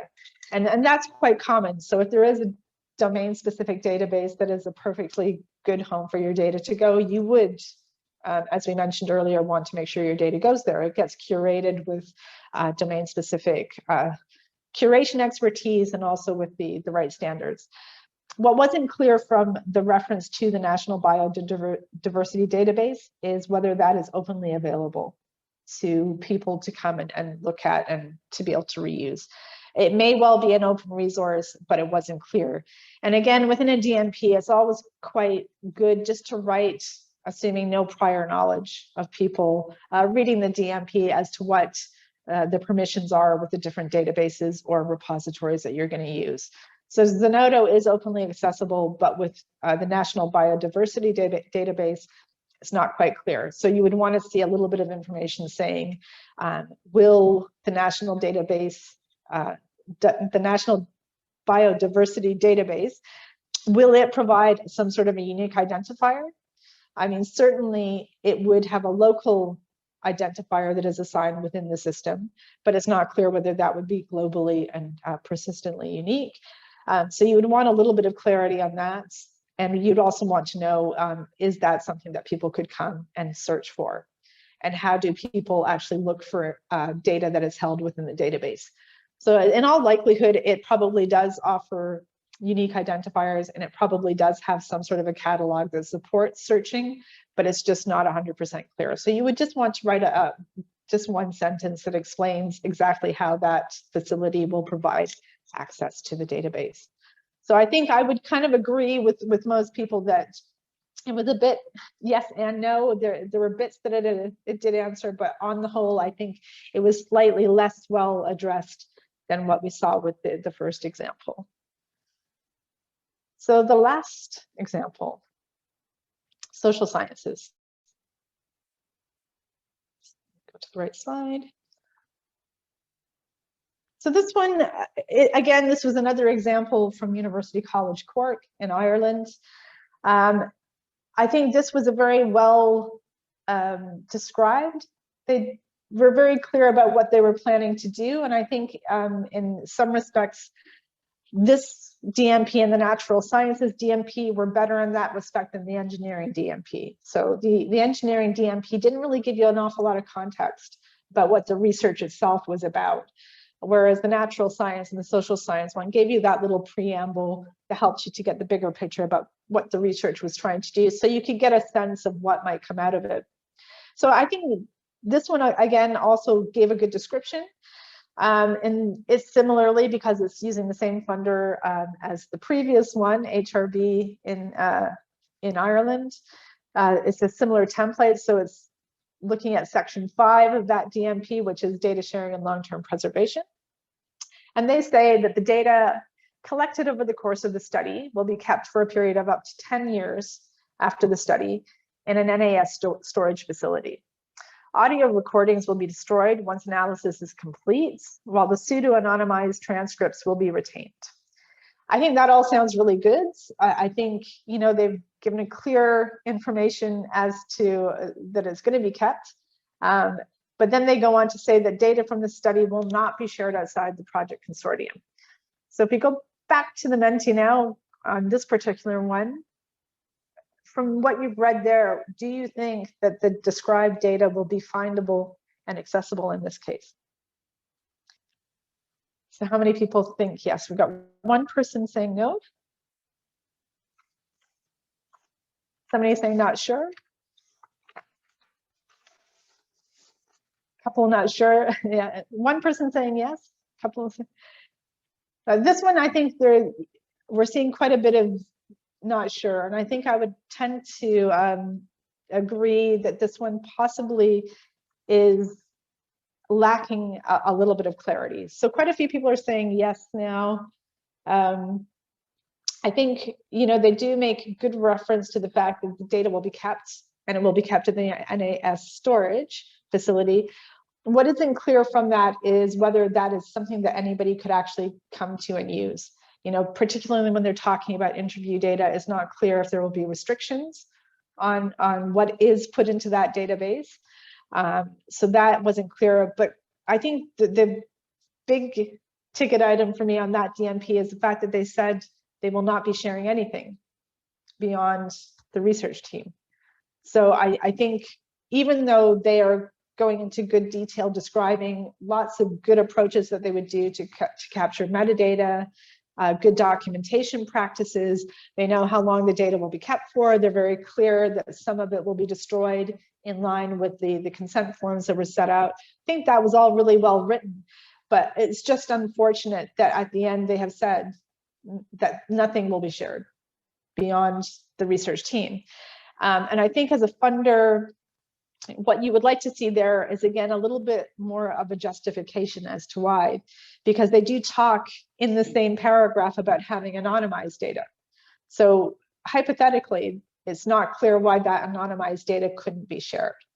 There may well be reasons that you can't, but what you would expect to see in the DMP is in cases where the data really just can't be shared because of any restrictions on sensitivity or commercial sensitivity, you just want to include a few sentences that makes clear to somebody why the data can't be shared. And your funder, particularly if your funder has expectations around data sharing, these are the kind of dead ends that they don't like to see in a DMP. They don't want to see that nothing will be shared. And this is where it starts to get a little bit more down to you as the researchers, and working particularly with people in your team around, who have experts who know about ethics and, data protection. You would want to think early on, what is it that we can actually start to share? This is and I see there's a chat. Oh, I've missed that. I'll need to go back into maybe somebody can remind me of the question in a second. But essentially, you just want to make clear what can and can't be shared and start having those discussions early on. The anonymization can be costly. It takes a lot of time and resource, but they are planning to do it. So you would want to think, what might we be able to share? And if you can't even share any of it because, it's too sensitive, as I mentioned before, you can start to think about things like safe havens and data vaults, where it's not openly available, but at least people who are deemed through a series of checks and processes, they're deemed legitimate users, and they know then how to request access. So it wasn't entirely clear from this DMP that anybody would be able to know that it exists. So not only are they saying we're not going to share the data, it wasn't clear where the metadata about the description, although they were looking to capture a lot, it wasn't clear where that would be made available so that somebody would at least know the data exists and would have any idea about how to go about requesting legitimate access. So I would say that for me, this one was just too limited in terms of what it was trying to say it would share. And I think there may be good reasons, but they weren't clear as to why. So there was something in the chat, maybe Jennifer, if you could let me know what the question was. I didn't see it before it disappeared. There's a question about confidentiality and getting consent, or like how I can read it out fully. How do social scientists can ensure it, given confidentiality is crux of research quite commonly? You cannot reveal what people said in interviews and their privacy concerns too. And how helpful are anonymized data, and whether anonymized personal information can have its own metadata in the DMP? If yes, how to include it in the consent form before interviews? I think that's a really good point. And I think one of the things we would encourage anybody who's starting a new project, if you are dealing with sensitive data, it's always good to talk to your ethics team. Quite often we find that depending on your organization, when you have the discussion with your ethics team can just depend on institutional processes. So in some cases, you talk to them before you put your application in, and you do a little bit of light touch clearance around what sorts of things might have to be addressed. In other cases, you might find that you don't talk to them until after you get the money. So if your project is approved, then you start the whole process of talking to an ethics advisor. It's always better, in my estimation, to do it while you're writing the DMP. So if you're planning on sharing something, and again, it's understanding what funder requirements you have. So if you're working for a particular funder and they are keen on seeing some of the data shared, you would want to try and think from the outset, how can you share the anonymized data, and what then has to be built into the consent forms to make clear. And we're starting to see, people coming up with kind of boilerplate text that makes clear this will be anonymized and aggregated data will be made available for purposes of research. But you could put in something there that says it couldn't be used for particular purposes like commercial or similar. But it's important to work with the ethics team to get the consent forms written to make clear that any plans for sharing are clear about what will be shared, how long it'll be shared for, and what will happen to it, when the period of retention ends. So I think that that's a really good question, and there's no single answer. It kind of depends on you having the discussions to think about how much time and effort it would take to do the anonymization. In some cases, if it's a small project, it might actually cost you more to do that activity than it did to do the data collection. So there are decisions to be made on where the value lies, but it's just worth exploring your options and trying to think what you can do. So my understanding about writing, I just see there was a comment from Gabby. Could you let me know? It disappeared again, Patricia. If you could let me know what it was again, that'd be great. Yeah, my understanding about writing DMPs is that having these data privacy issues laid out as part of the plan to handle your research data is the value of using a DMP. Is that right? And yeah, I think that's basically the whole point of writing a data management plan, is that it actually helps you think about your ethics applications. So they both go together and should complement each other. So if you're in your data management plan, you write about sharing the data, then your consent form and the ethics application needs to cover that you're asking for people to consent to you sharing the data. And if the consent form doesn't reflect that, then or if you say that you won't share with anyone and keep data confidential, then your data management plan needs to reflect that and make clear where you store data securely so that no one else can get access to the data, and when you would potentially destroy the information. Or so basically whatever you put in your consent form actually needs to also be in your data management plan. So yeah, that's the whole idea, is that the data management plan can help you actually phrase the other documents that you might need. Yeah, I would agree completely. I think, again, the timing of different processes in your institution is good to know when these happen, because what you don't want is for somebody to write a DMP that says, we're going to share, as much of the data as we can.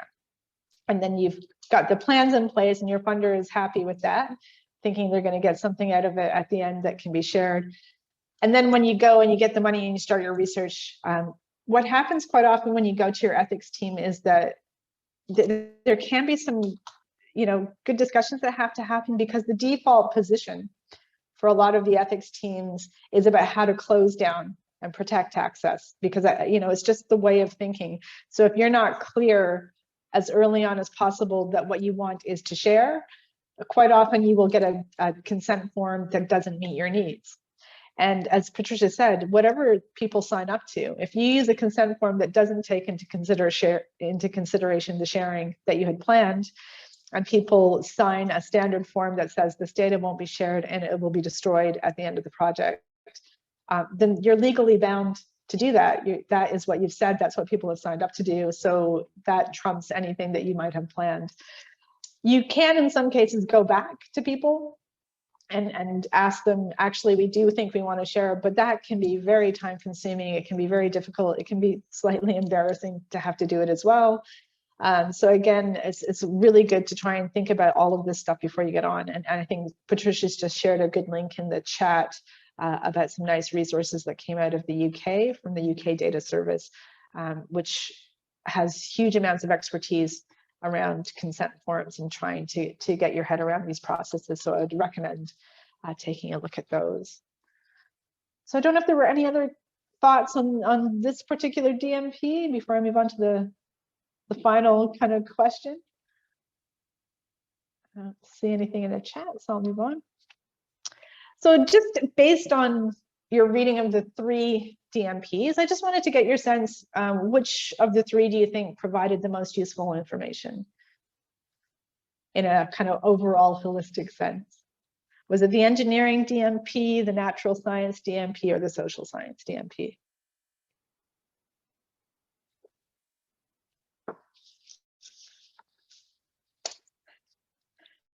So I've got one for the engineering. That's great. Couple for engineering. One for the natural sciences. That's great. Nobody up for the social sciences. Engineering is taking a commanding lead at the moment.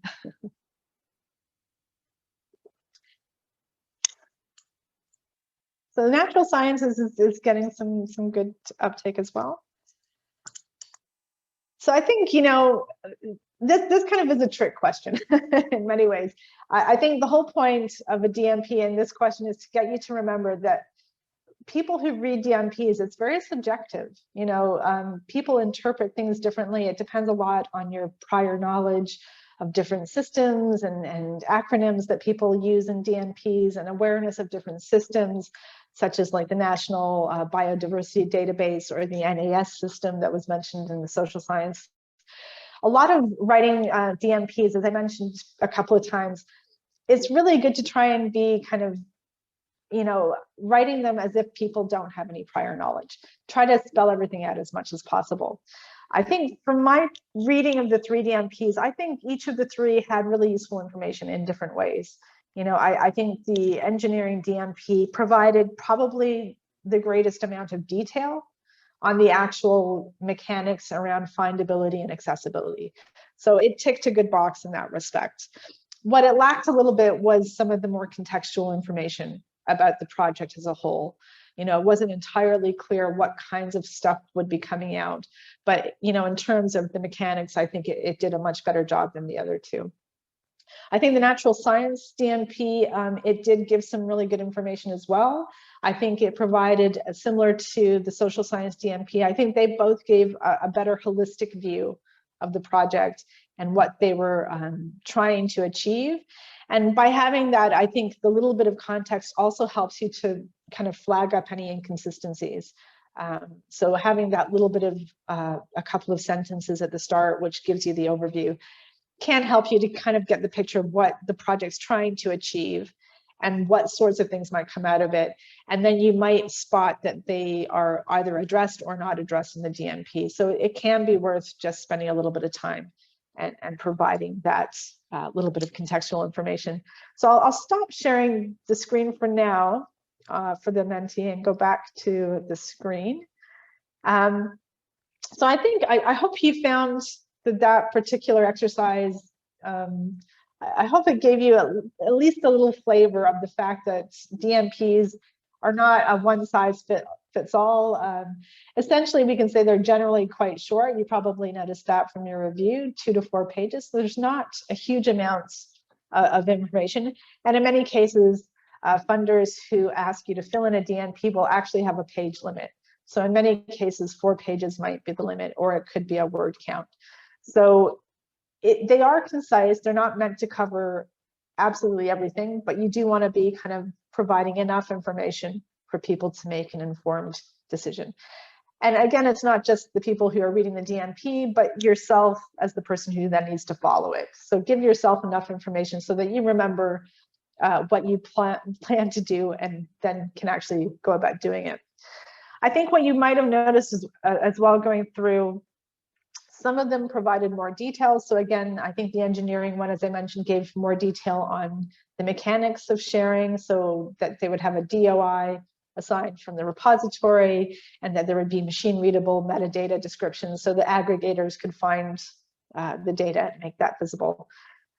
If you know that information at the start, so if you know there's a particular repository that you want to use, then that's great. You can probably provide a fair amount of detail. But many of these DMPs, you won't have all of those answers at the start. You may know that you want to use a specific repository, an open repository, but you might not yet know which one. So even in a DMP, it might be sufficient to make clear that you will choose a repository based on your requirements as you go through the project. So you don't necessarily have to have all of the answers carved in stone at that point. You can kind of update the plan as you go. So be as specific as you can with the information that you have at the time. Where you don't have the answers, I think it's just often sufficient to make clear that you have a plan of how you will go about getting the answer at a later point in time. Again, refer to specifics where you can. So if there are standards that will be used, so with the engineering DMP, they made a specific reference to DataCite, which is a metadata standard. In the natural science DMP, they just talked about FAIR and open standards, but we're quite high level. It's better to try and be specific if you can, rather than just using words that you think people want to hear. So I think it's always better to provide a little bit of evidence if you can. I think the point about avoiding jargon is one to really take on board. When we all work in very kind of specific areas, there are acronyms that we use every day and we forget that not everybody knows them. And Patricia and I know this all too well because we talk about things like RDM and DMPs and FAIR data, and it can be very easy to forget that these aren't concepts that everybody knows about. So it's always good just to avoid using these kind of acronyms and jargon and be explicit about things wherever you can.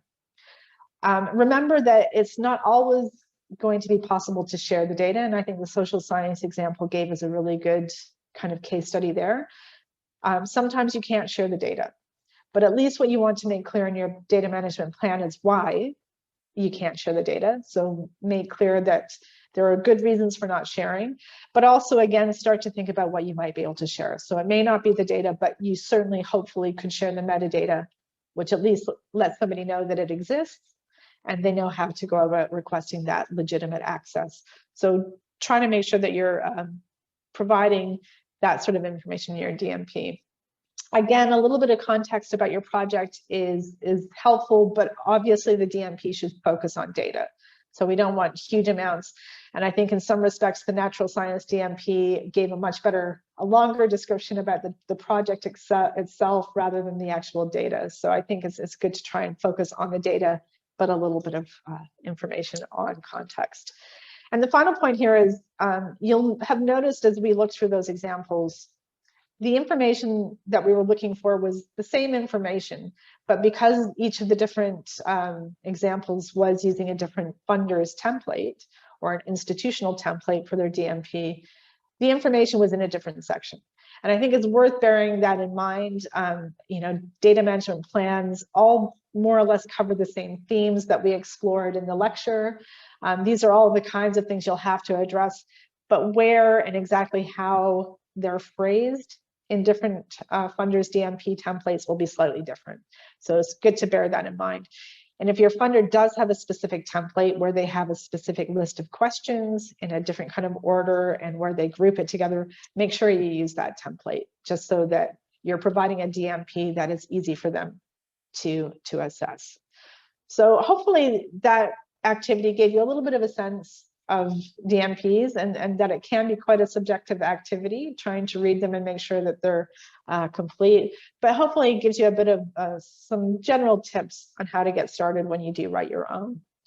So we have, following that, we've got a couple of minutes if people do have any other points or questions you wanted to ask about DMPs at this point. And if not, I think we will just take a 5-minute break just so people can grab a coffee. And then we will come back and we will have Patricia will give us an introduction to a tool that will help you to write data management plans using these sorts of templates that we've been just discussing. So as I mentioned, different funders, different organizations will have different templates and sets of questions. So there are a number of different tools on the market that can help you to write DMPs. And Patricia is going to give us a view of one of them called Dmp Tool.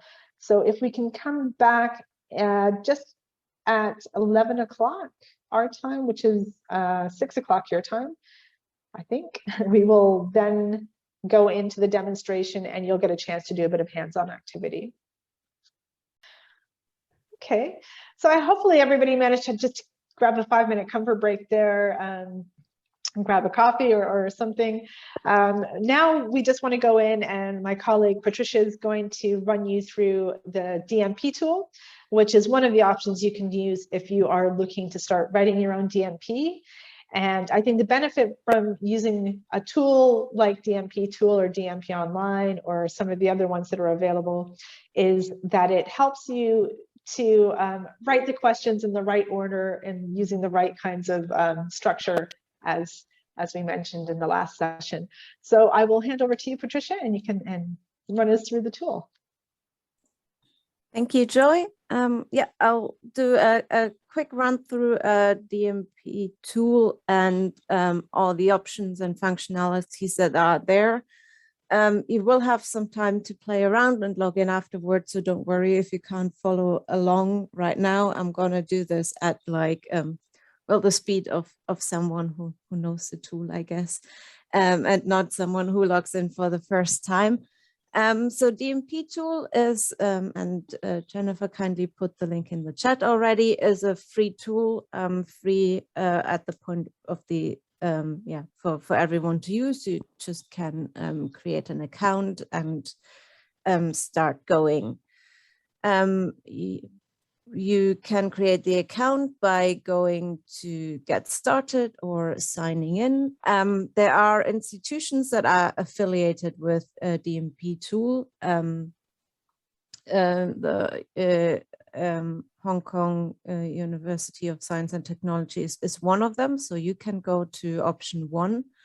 But the single sign-on is currently not enabled, so that's something that is to come at some point, but at the moment, you know, you still need to just use your email address and create whatever password you want. But there is the option for institutions to actually, yeah, combine that with the institutional login, but that's has not yet happened. I'm gonna go to option 2, which is institution not affiliated, because I'm based at the University of Edinburgh and because we run our own data management system. We're not officially affiliated with the Dmp Tool. They are kind of the Dmp Online, the tool that we are running. We're kind of covering like Europe mainly, and Dmp Tool is based at the university, the California Digital Library. So they kind of cover like Americas and the rest of the world-ish, but the underlying code is the same. So I already have created an account, so I'm just going to sign in.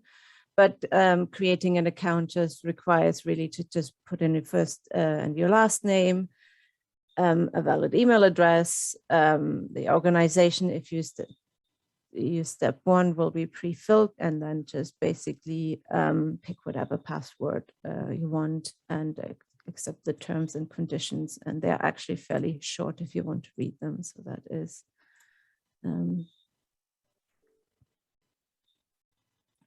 basically just that you know, allow the tool to use your data, and it's not really sharing the data with many other systems.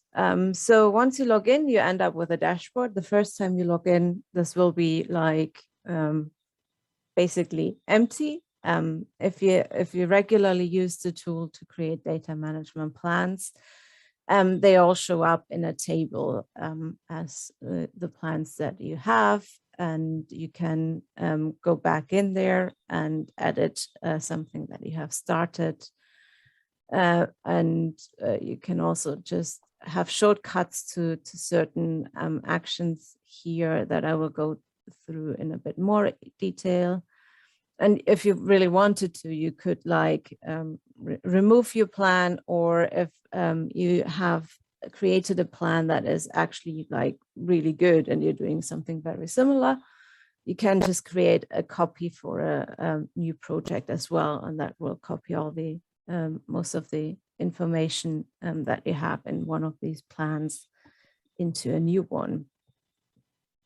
But assume you're here like at for the very first time, you want to start writing a plan. You can do that by clicking on Create Plan up here, or the button down here. They kind of get you to the same place. And then you get to a little form that asks you a few questions. First, it asks you which research project you're planning. So if you're putting in a proper grant proposal, then you might want to just put the same title here. And if not, you name your project with something more meaningful than engineering research project potentially, but I'm like just doing this for the tested purposes, for not a full project. Primary research organization. Again, if you start typing, you get suggestions of institutions that you can pick. Let's pick the Hong Kong University of Science and Technology. And for selecting the primary funding organization, you can start typing, I think it was Research Grants Council, to see if that pops up here. But at this stage, don't worry if you don't get a suggested funder here. Basically, what it does here, it looks if your funder is in their list of funders that provide a specific template, that are asking for the data management plan to be structured in a specific way, similar to some of the examples that we've looked at. And it's just really looking if you know there is a template that your funder wants you to use. But you can still provide the actual funding information at a later stage. So I'm going to tick my funder is not listed because what I was looking for didn't turn into a result.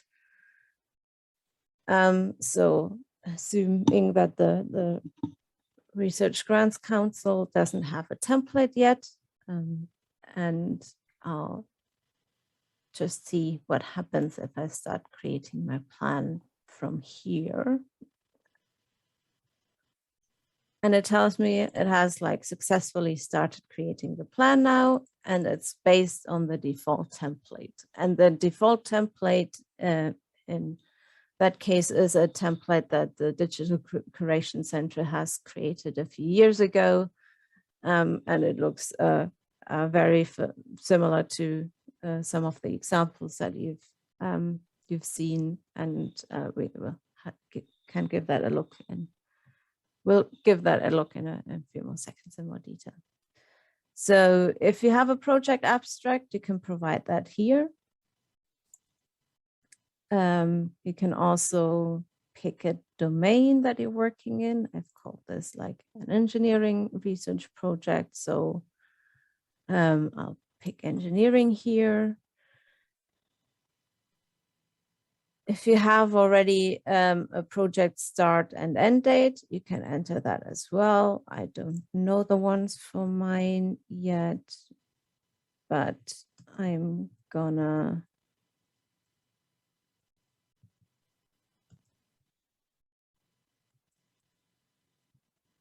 say that I want to be applying for the Research Grants Council. Gives me some suggestions here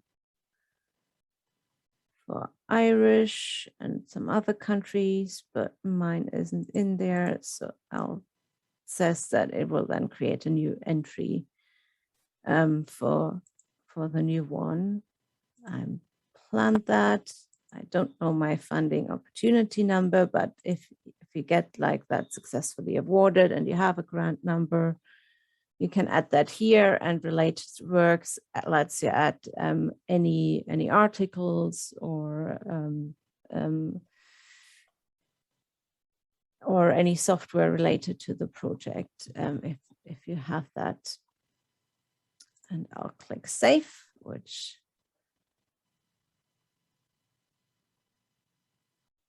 should save the information that I've just entered. That looks good. You can also see here on the right, you have the option to select guidance, which can help you write your plan. At Dmp Tool Guidance is ticked by default. There is a full list of institutions available as well. So you can see some of the institutions that are affiliated with the tool actually provide institutional guidance.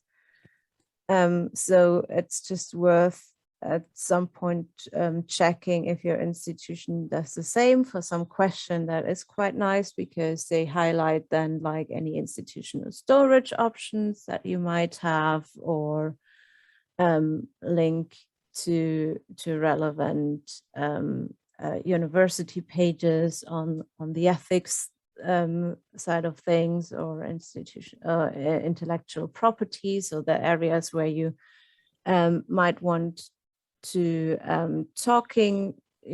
be talking to someone when it gets more complicated.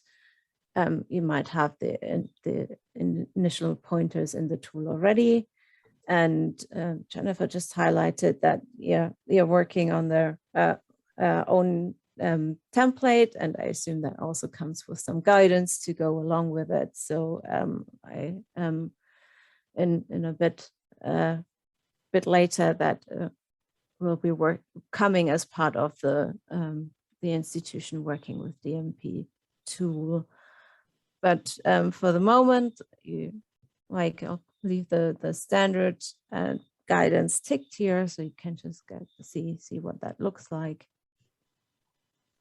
And then you can always come back here and add more guidance in, take it out again if it actually isn't helpful. So this is something that you can edit and update as you go along. So basically, if you're working through your data management plan, this is kind of a logical order to guide you through the writing process. So let's just go through the individual tabs and see what's behind them. After entering the project details, the next step is looking at collaborators. And you can see that there's like two big options, which is one is project contributors and one is collaborators for the data management plan. Project contributors are basically the people that throughout the project have a role for the research data management. So anyone who's responsible for some of the activities that you're going to outline in your data management plan can be listed here. And in my case, let's just add Joy here as an example. you basically just enter a name. And the templates, discipline specific or generic. The one that we're looking at is now is the standard one, which is very generic. No, that's the wrong one. But there are some of the funders, if they are like funding something discipline specific, then their question might also be a bit more specific to the discipline. And there are international like working groups working on discipline specific guidance, and if discipline specific data management plans are actually needed, or if at this stage, assuming you're doing this at the start of your project, it's actually like, the thinking is high level enough, or more tied in with what you're doing in your institution, that fairly generic template is fine. So basically both exist. If you want to have a look at a discipline specific or slightly more discipline specific template, I would encourage you to explore some of the funders that are funding specific areas, especially if you're looking into healthcare, medical research. They are like picking up on some of the important points there. This one is generic. I don't know if Jennifer, if your team probably will just provide one generic one to start with as well for the institution. And then, you can, if there's demand for more discipline specific templates or guidance, that usually comes a bit later. Here's also a field for the ORCID if your colleagues have an ORCID. And I can now select a role that my contributors will have. So let's say Joy is the principal investigator for the project. And I just add her on here. And now that shows up in this table as someone working with me on here. What that doesn't do, that doesn't mean Joy knows that I've started a data management plan for our project yet. To let her know about that, I would need to add her as a collaborator. And that sends her an email, an invite to join me in Dmp Tool and work with me on our data management plan. I can give her various permissions. So if I make a co-owner, she basically has more or less the same rights as I have. She can invite other people to work with us and just write and edit the plan. As an editor, she can only edit the plan, but can't invite more people should that be needed. And read only means she can only see what I've written and comment on top of that, but she can't write actually certain sections herself. So I'll make her a co-owner and submit, and that now should have sent her an email that invites her to edit with me. You can always change the permissions later on if that is needed, and you can also remove people if you want to. Same above up here, so you can always go back and edit, or also remove people as project contributors. So this is how you and enter the people that will be working with you on the project and also on the data management plan potentially. And then in the next step, it goes on to writing the plan. And here you can see we've got sections that expand here again, it tells you a bit more detail that this is based on the digital curation template. And let's just give that first section a look. And it asks me certain questions that I should answer. And here on this side, you can see guidance that help me answer the question, what data will you collect and or create? We will create data in our engineering experiment.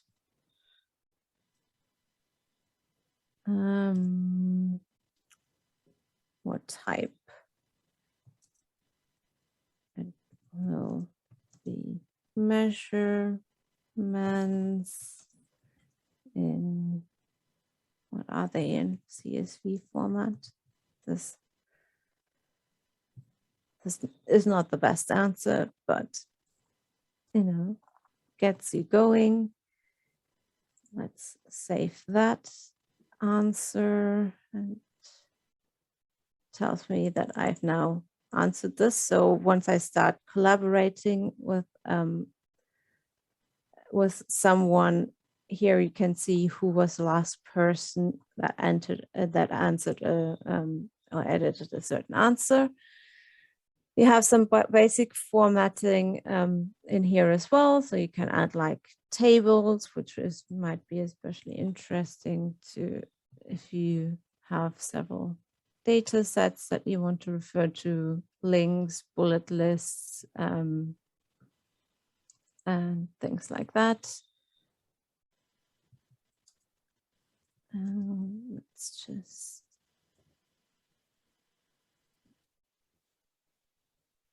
see, that should do some automatic saving now that we started editing, but I'm not entirely sure how often it does that.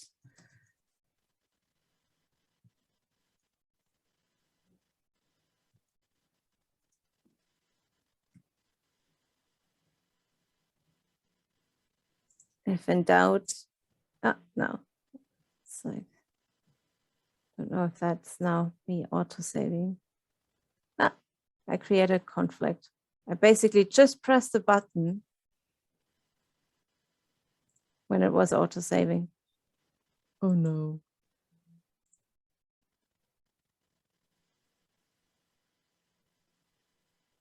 No, good. And you can see now that I've started answering the question, this went up to 1 out of 2 questions, basically like left unanswered. And also this little progress bar now showed that I've answered 1 question out of 13. So that gives you a little idea of how much you still have to go. So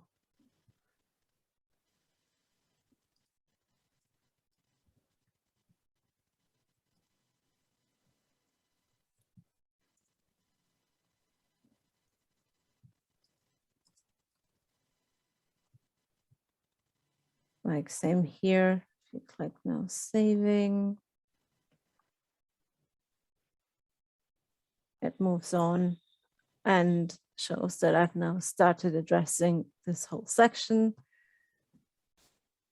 The next section only has 1 question. Here you can see there's now the Dmp Tool Guidance showing up in addition as well.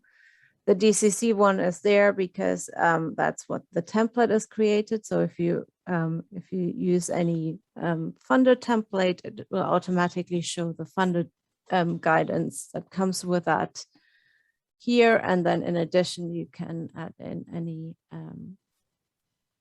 institutional guidance from your university, for example.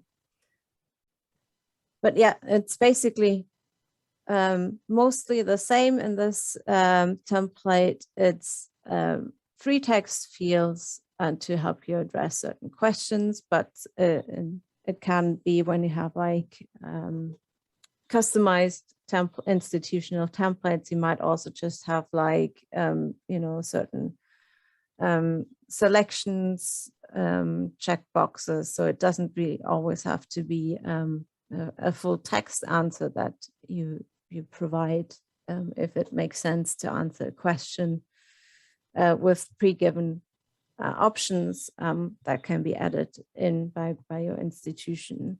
But the standard template basically gives you free text fields to answer a range of questions and the guidance alongside. Alongside the guidance options, you have an option to comment and add comments to share with your collaborators. So now that I have invited Joy, I can here highlight that I'd like her to answer this question. And if I save that, that now shows up as a comment here. And once Joy logs in, she can see that and then can start editing here. So it's not quite as detailed as like something like Google Docs is, but it is like lets you have like a high level conversation about the question here and work together on certain answers. The next tab that we have here is called Research Outputs, which is quite interesting if your project requires or creates a varied set of data and potentially code as well, because that basically lets you enter like research outputs or data sets as individual items and lets you think through some of the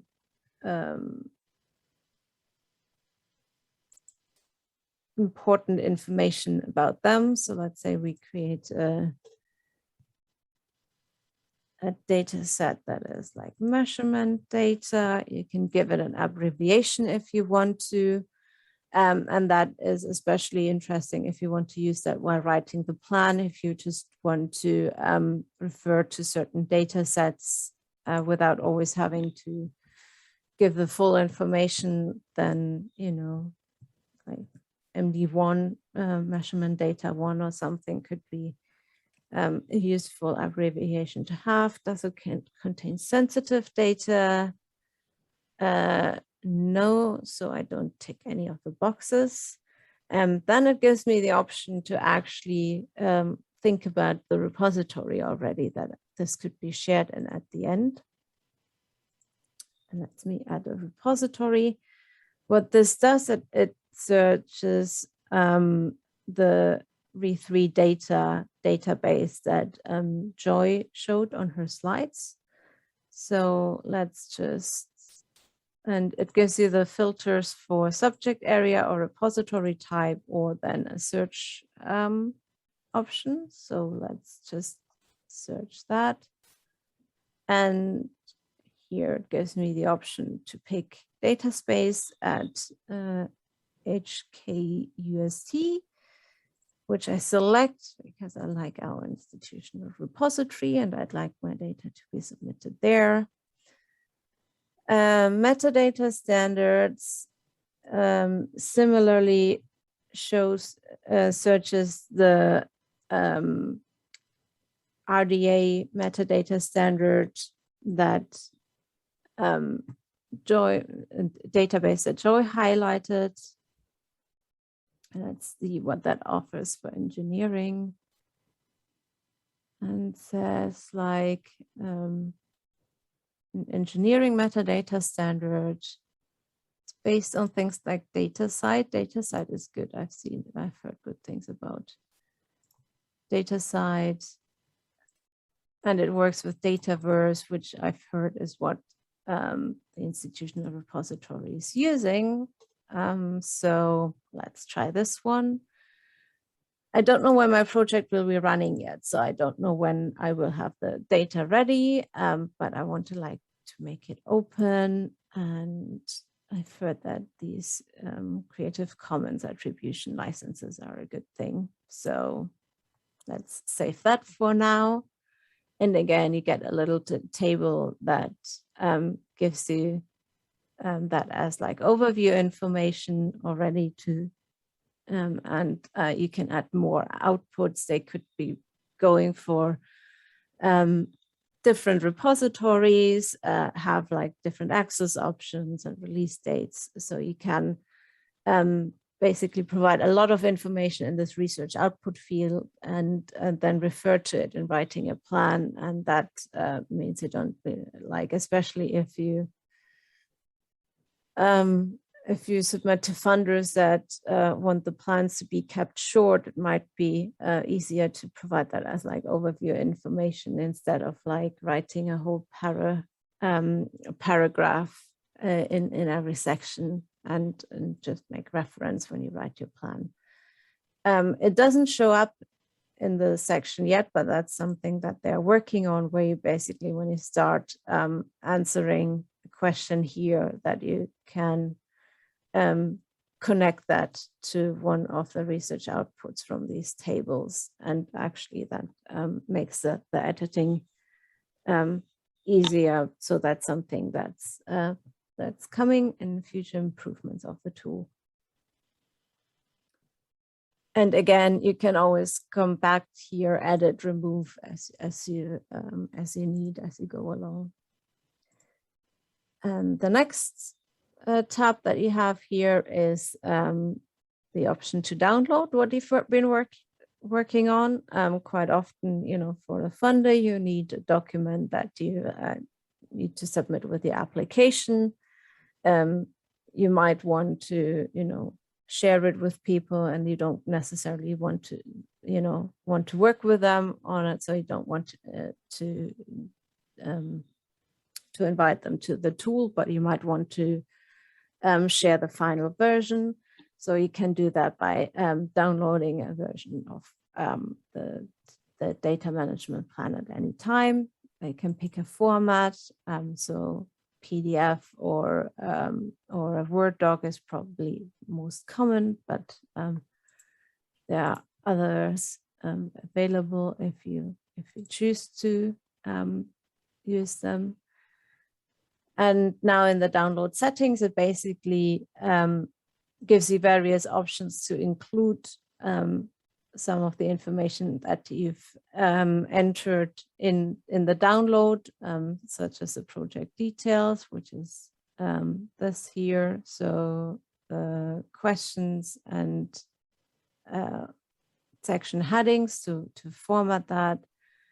Unanswered nice questions, if you want a reminder where you basically still need to provide answers, and the research outputs that I just have shown, if you've made reference to them, then they probably would be good also to show up.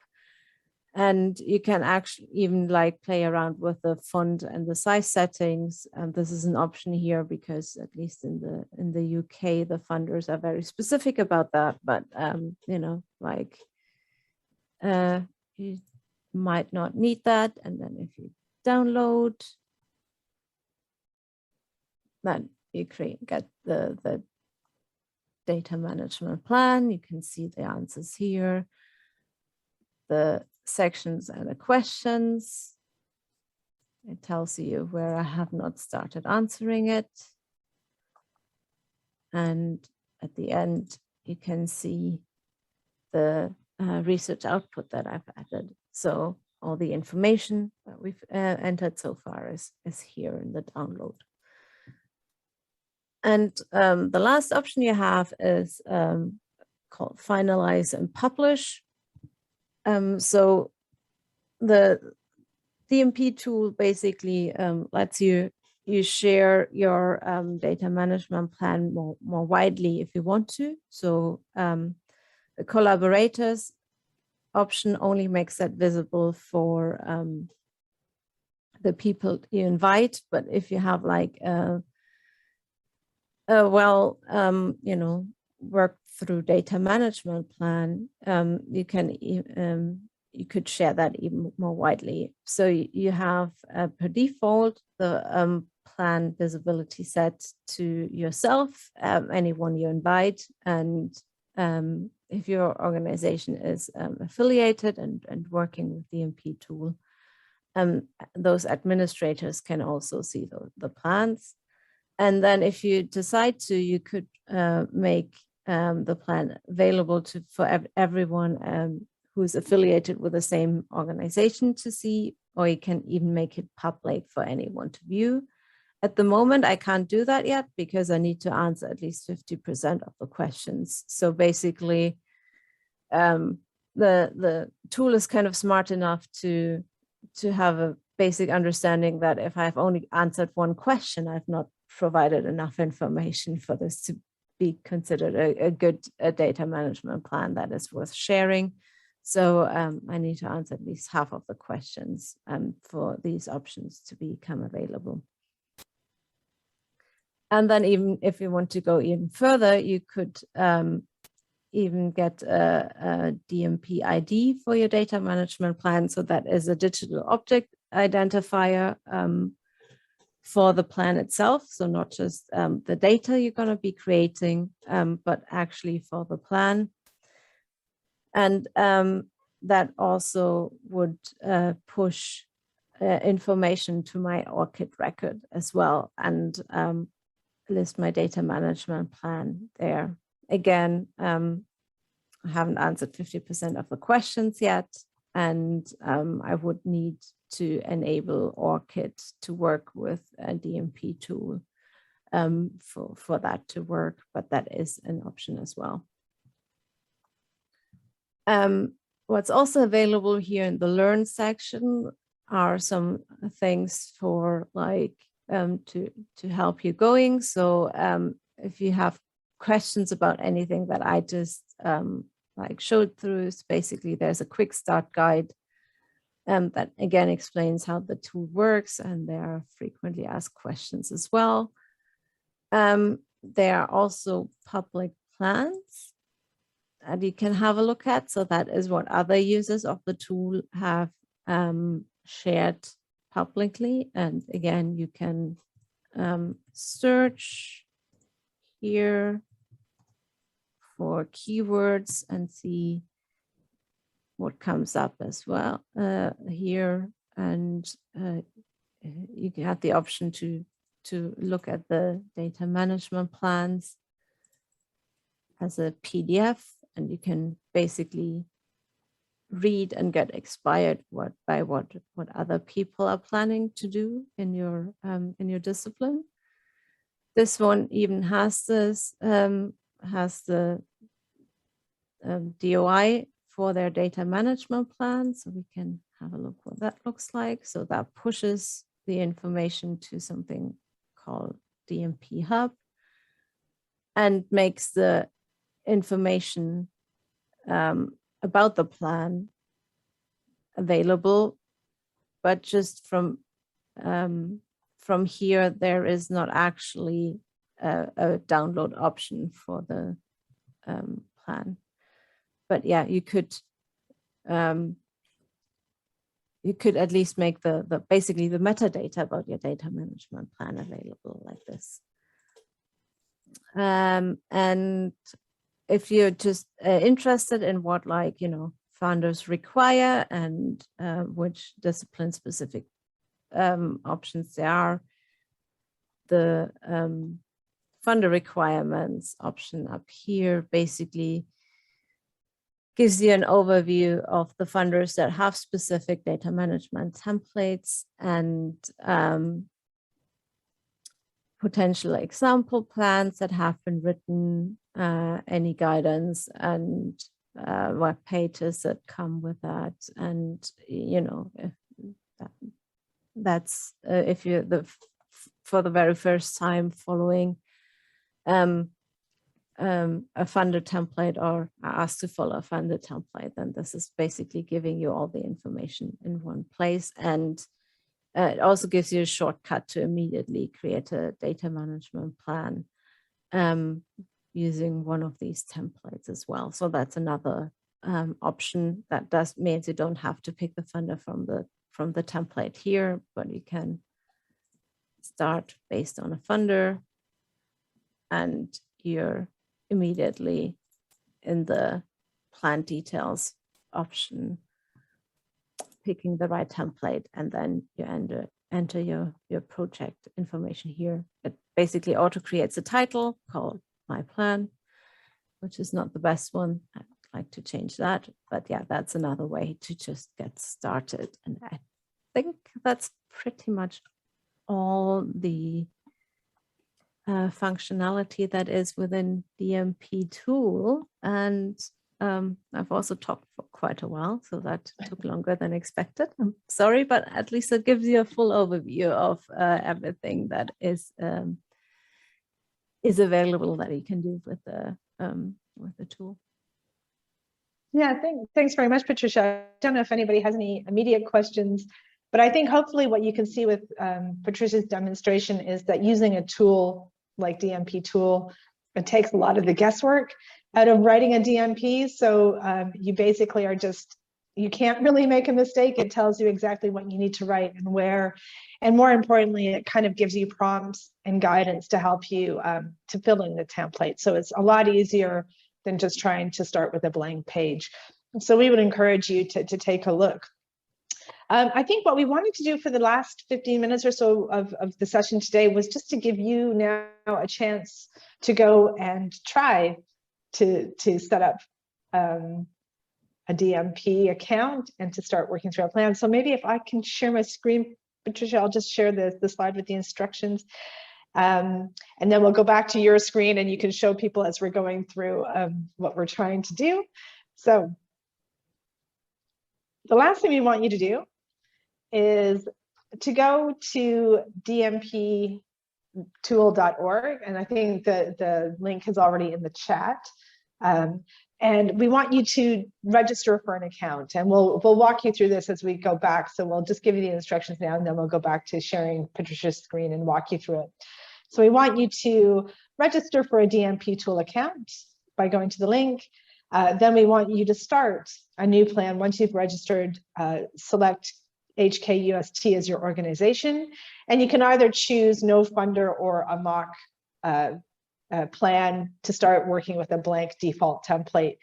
And then we'll start looking through the various sections, but we just want you to start to play around with the tool. So if everybody can now go to https://dmptool.org, we will now go back and start looking at your screen, Patricia, to see the welcome page again as a reminder, and remind people about how they can start to enter in and get their account.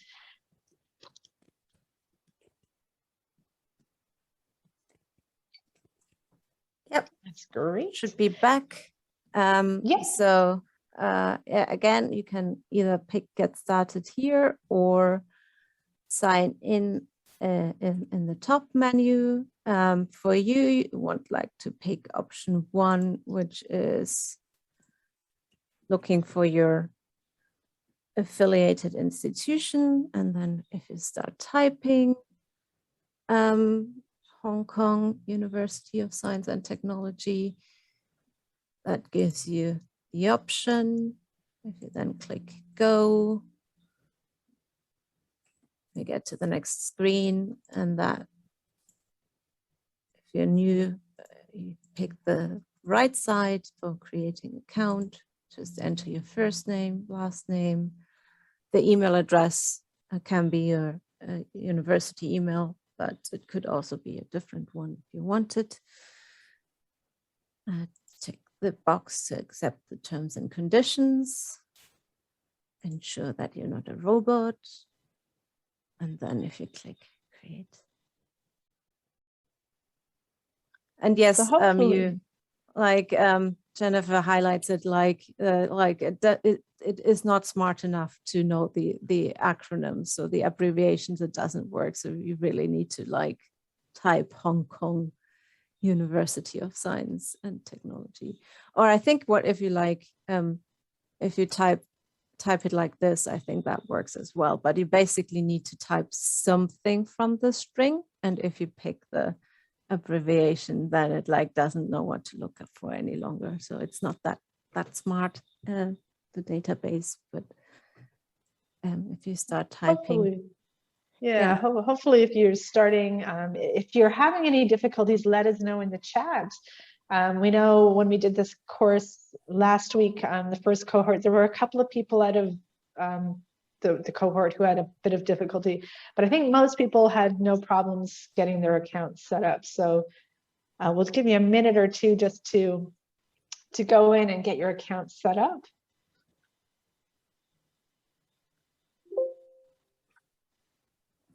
And just a reminder, as you're getting your account set up, there are plans, as Jennifer put in the chat, for a local template that will soon be in Dmp Tool, and that I think will certainly just give you even more advice and guidance as you go through and start writing your plans. It'll make things a lot easier. And I think, as Patricia mentioned too, sometimes it's quite useful to have predefined text, and that's certainly something that institutions can choose to do in their templates, so that it's not something the researcher has to fill in a blank free text box, but you just get a suggested answer, and that can sometimes be really helpful as well. So hopefully most of you have managed to get it. Maybe if people can give us a thumbs up or something in the chat, just to let us know if you're able to get your account sorted. And then we can move on to the next part.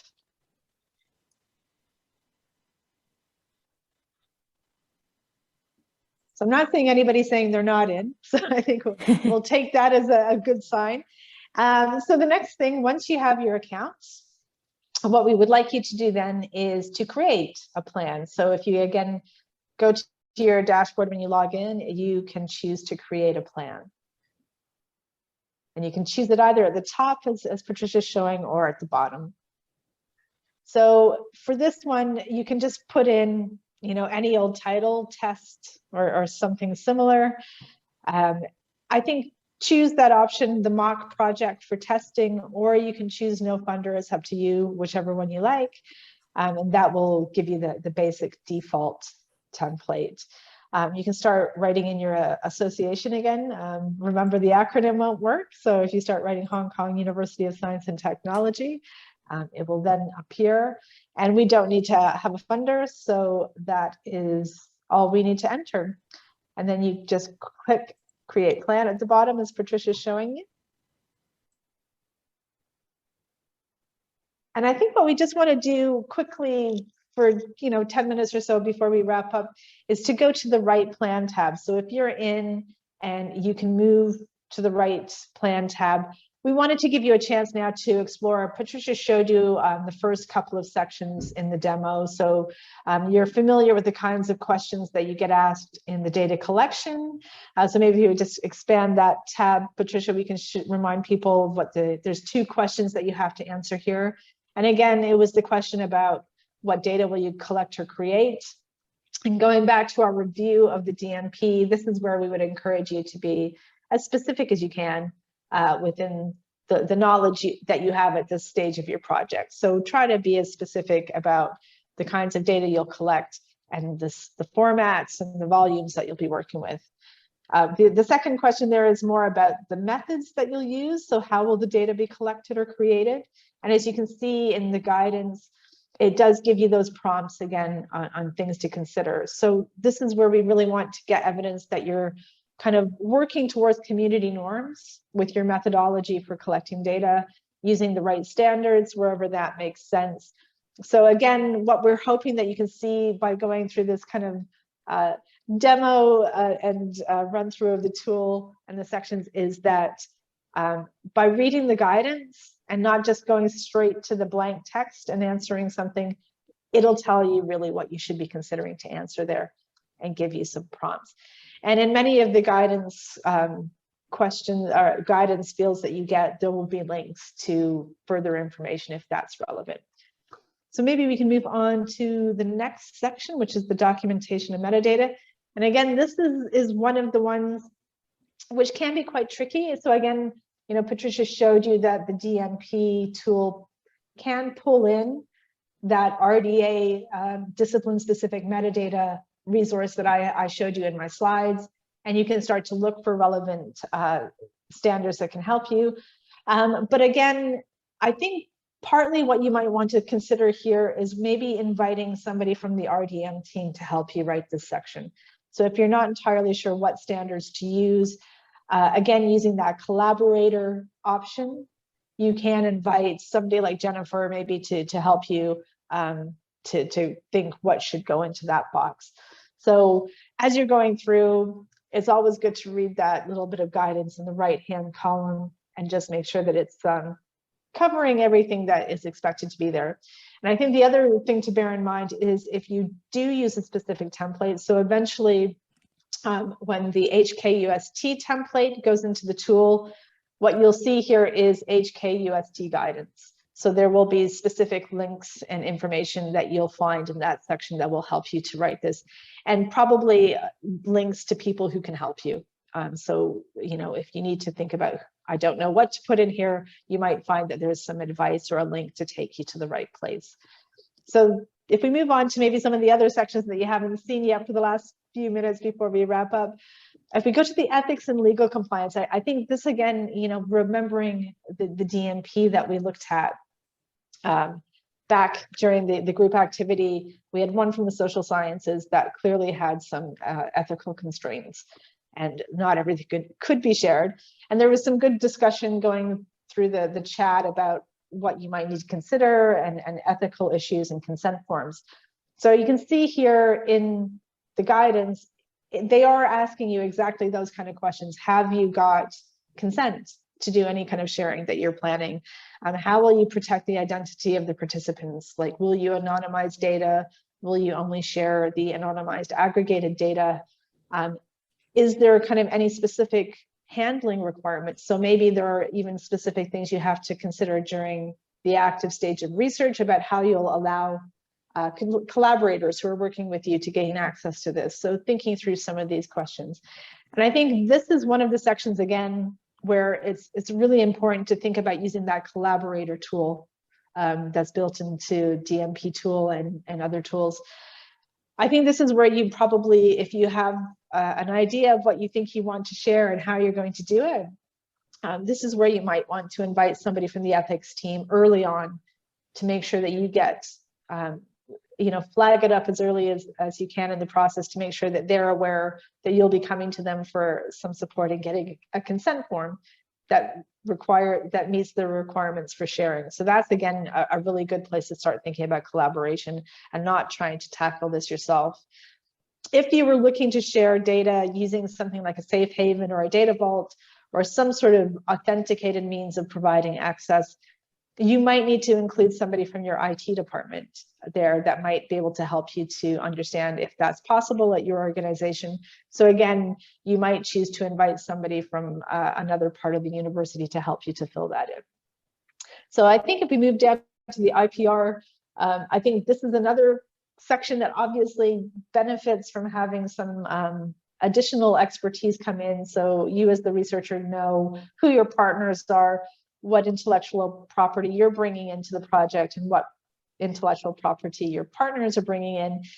Especially if you have commercial partners, you would probably need to have something called a consortium agreement or something similar that clearly outlines who owns what coming into the project and who owns what is coming out of the project. So for those kinds of collaborative activities, it can be really good to, again, talk to somebody in your grants team or the legal department who can help you to make sure that you're thinking about the right kinds of questions. So again, just basic things that can be somewhat overlooked, like who owns the data, both the stuff coming in with the partners, but what's coming out of the projects. Getting those things cleared up early on can save you massive headaches later on. It can be really, really difficult if you get to the end of the project and then start having conversations about who owns the right to the data coming out of it. So having some thinking about that, and that will then dictate a little bit about the kinds of licenses you can use. So that's worth thinking about here, and thinking, you know, what kind of third-party data can you, you know, if there's restrictions, if you've reused data, to do this work. So let's say you're starting your project by building on a third-party data set and adding on to that. There will likely be some licensing constraints that will dictate to you what you can and can't do with it. So again, it just runs you through thinking some of the things you need to consider rather than just having a blank page and trying to think about this yourself. And again, this is one of the areas that we would encourage you to talk to people in your RDM team or your university. So I think I'll just pick one last one to kind of go through. And I think maybe if we go to the responsibilities and resources, I think this is often quite a good section of the DMP to focus on because, again, if you're writing a DMP, it may be the case that you're doing a project on your own and you're the only one working on it and you'll be doing everything, more or less. So that's easy to understand who's responsible for what. For many of us, I'm currently working on a big European Commission project, which has 22 partners, hundreds of members of staff, and we will be working with lots of different people at different points in time. So obviously, I'm not the only one responsible for doing certain parts of the activity. And this is where you do want to start to think, who's on my team, both within my organization, but with the partner organizations, and how do I clear up who's going to be responsible for what? So that is, I think, a good section to try to remember to look at and to fill out as well as you can, because that really does help, especially with these collaborative projects, to make things a little bit more clear. And I think one of the good things about having a data management plan, and Patricia showed you in the demo, that you can download a version of the plan, which is a living document, but at any point you can download a snapshot of it. So having this kind of list of roles and responsibilities is actually something that's really useful for you if you're project managing a new project that you're working on and you're trying to have some reference documents for especially new research assistants you're bringing on. So you may get a bit of money to do something. You've done all the background work to come up with a DMP at the grant application stage. You get the money, and then all of a sudden you're hiring new research assistants to come on and do the work. Actually, having this as a sort of a blueprint for people to follow can make that a whole lot easier. So you've already got something to work with, and it's a really useful guide for people to look at. So a downloaded version of that you can share can be really useful. So I'm aware that we're quite close to the end of the session. So you now have your account, and we would encourage you just continue working through the various sections, play around with it, continue. You can close it down after today. Maybe you've had enough for DMPs for one day, but do go back and start playing around with your account. And we would encourage you to go forward and start writing some plans. I just wanted to close with a couple of final Menti questions. So if you can maybe stop sharing, and thanks for that demonstration, Patricia, that was great. I've got a couple of very short Menti questions we just want to ask you before we wrap up.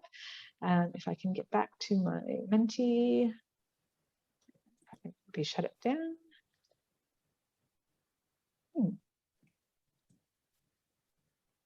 Seems I may have actually, no, it's still alive, but it's not letting me share it for some reason. Let's go here. Okay, so hopefully you can see that now. And if you go back to menti.com, and hopefully you've managed to log in, and we won't go through all of these since we don't have too much time, but hopefully you'll have seen that some of the questions will require some additional input, and we would encourage you to collaborate with people widely. So just a couple of questions, really, just to get a sense of, it's been a lot of information that you've had to go through in a short-ish time. 3 hours isn't short, but it's a lot of information to take on. But hopefully after today, you have, a better understanding of some of the kind of terms relating to research data management, open data, and FAIR. You know what a data management plan is meant to do, and some of the things you should be putting into it, and a little bit more, hopefully, through your DMP review activity, what might make a good answer versus something that might be a little less complete. So it's good to see that most of you are feeling a little bit more confident about managing your data. as a result of today. I think for those of you who aren't sure, I fully understand it can take quite a while to get your head around a lot of these issues, but you know, I think the other good thing to remember is that you do have lots of local support.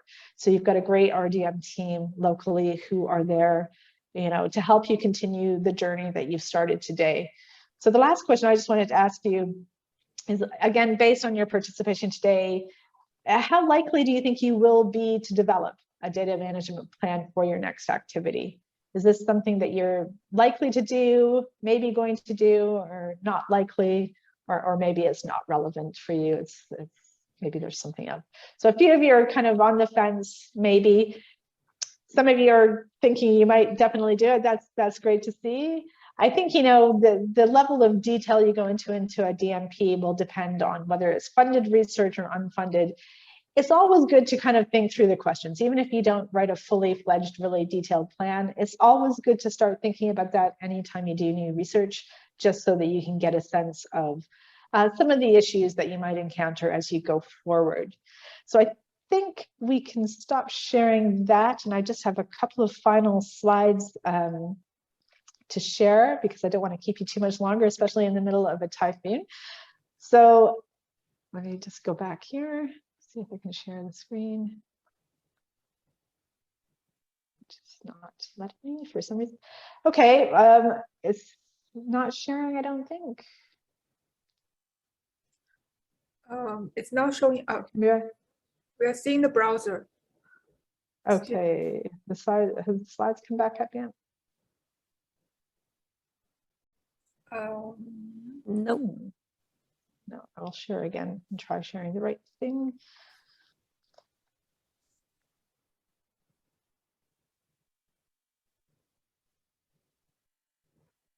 Okay, that seems to be back. So apologies for that.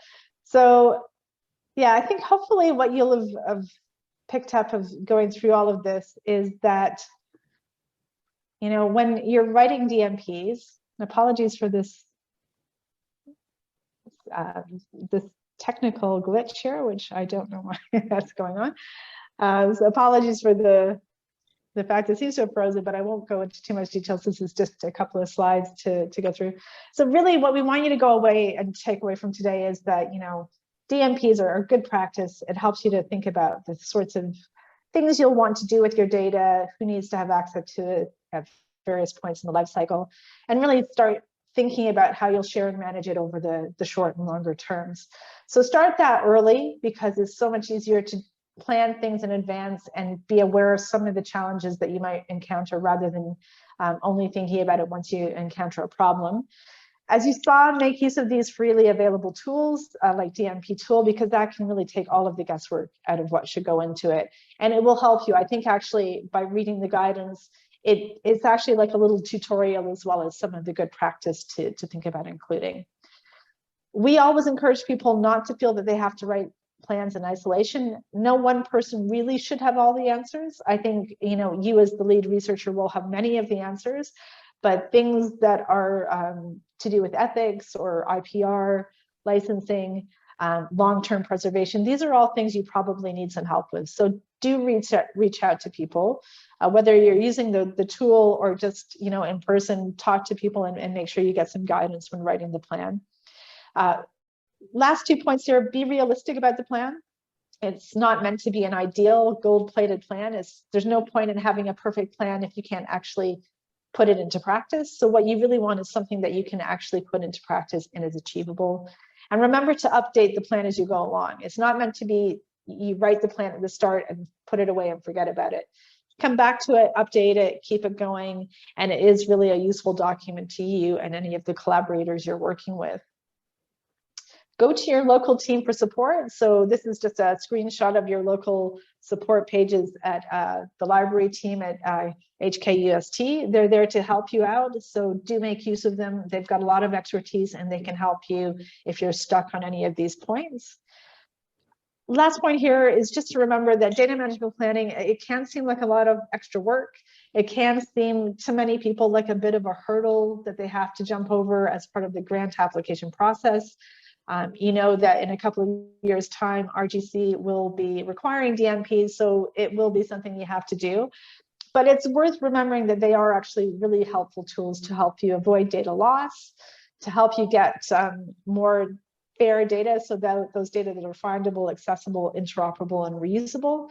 And more importantly, from that, to get more impact from your work, so that you're getting more credit, more citations, and more recognition. So it also supports, as I mentioned, is just good practice by thinking these things through and having a good methodology. That's just part of good research integrity and enables validation. And it can lead to better collaboration opportunities with people you might not have expected. And finally, I think, you know, as we've all seen with the last 18 months or so, with the COVID pandemic, the only reason we're at the point we are now, where we have lots of vaccines and things are moving forward and we understand how many different variants there are, is because people shared their data. People got into the practice of doing this. So this isn't just something that's good to do in a conceptual way. It really does have real world benefits. So we would encourage you to do as much as you can. So with that, I will just say, you know, thank you very much to Patricia for your demo and for running us through the tool. And thank you very much to Samson and for Jennifer for the local coordination and all the work you guys have been putting into making this happen.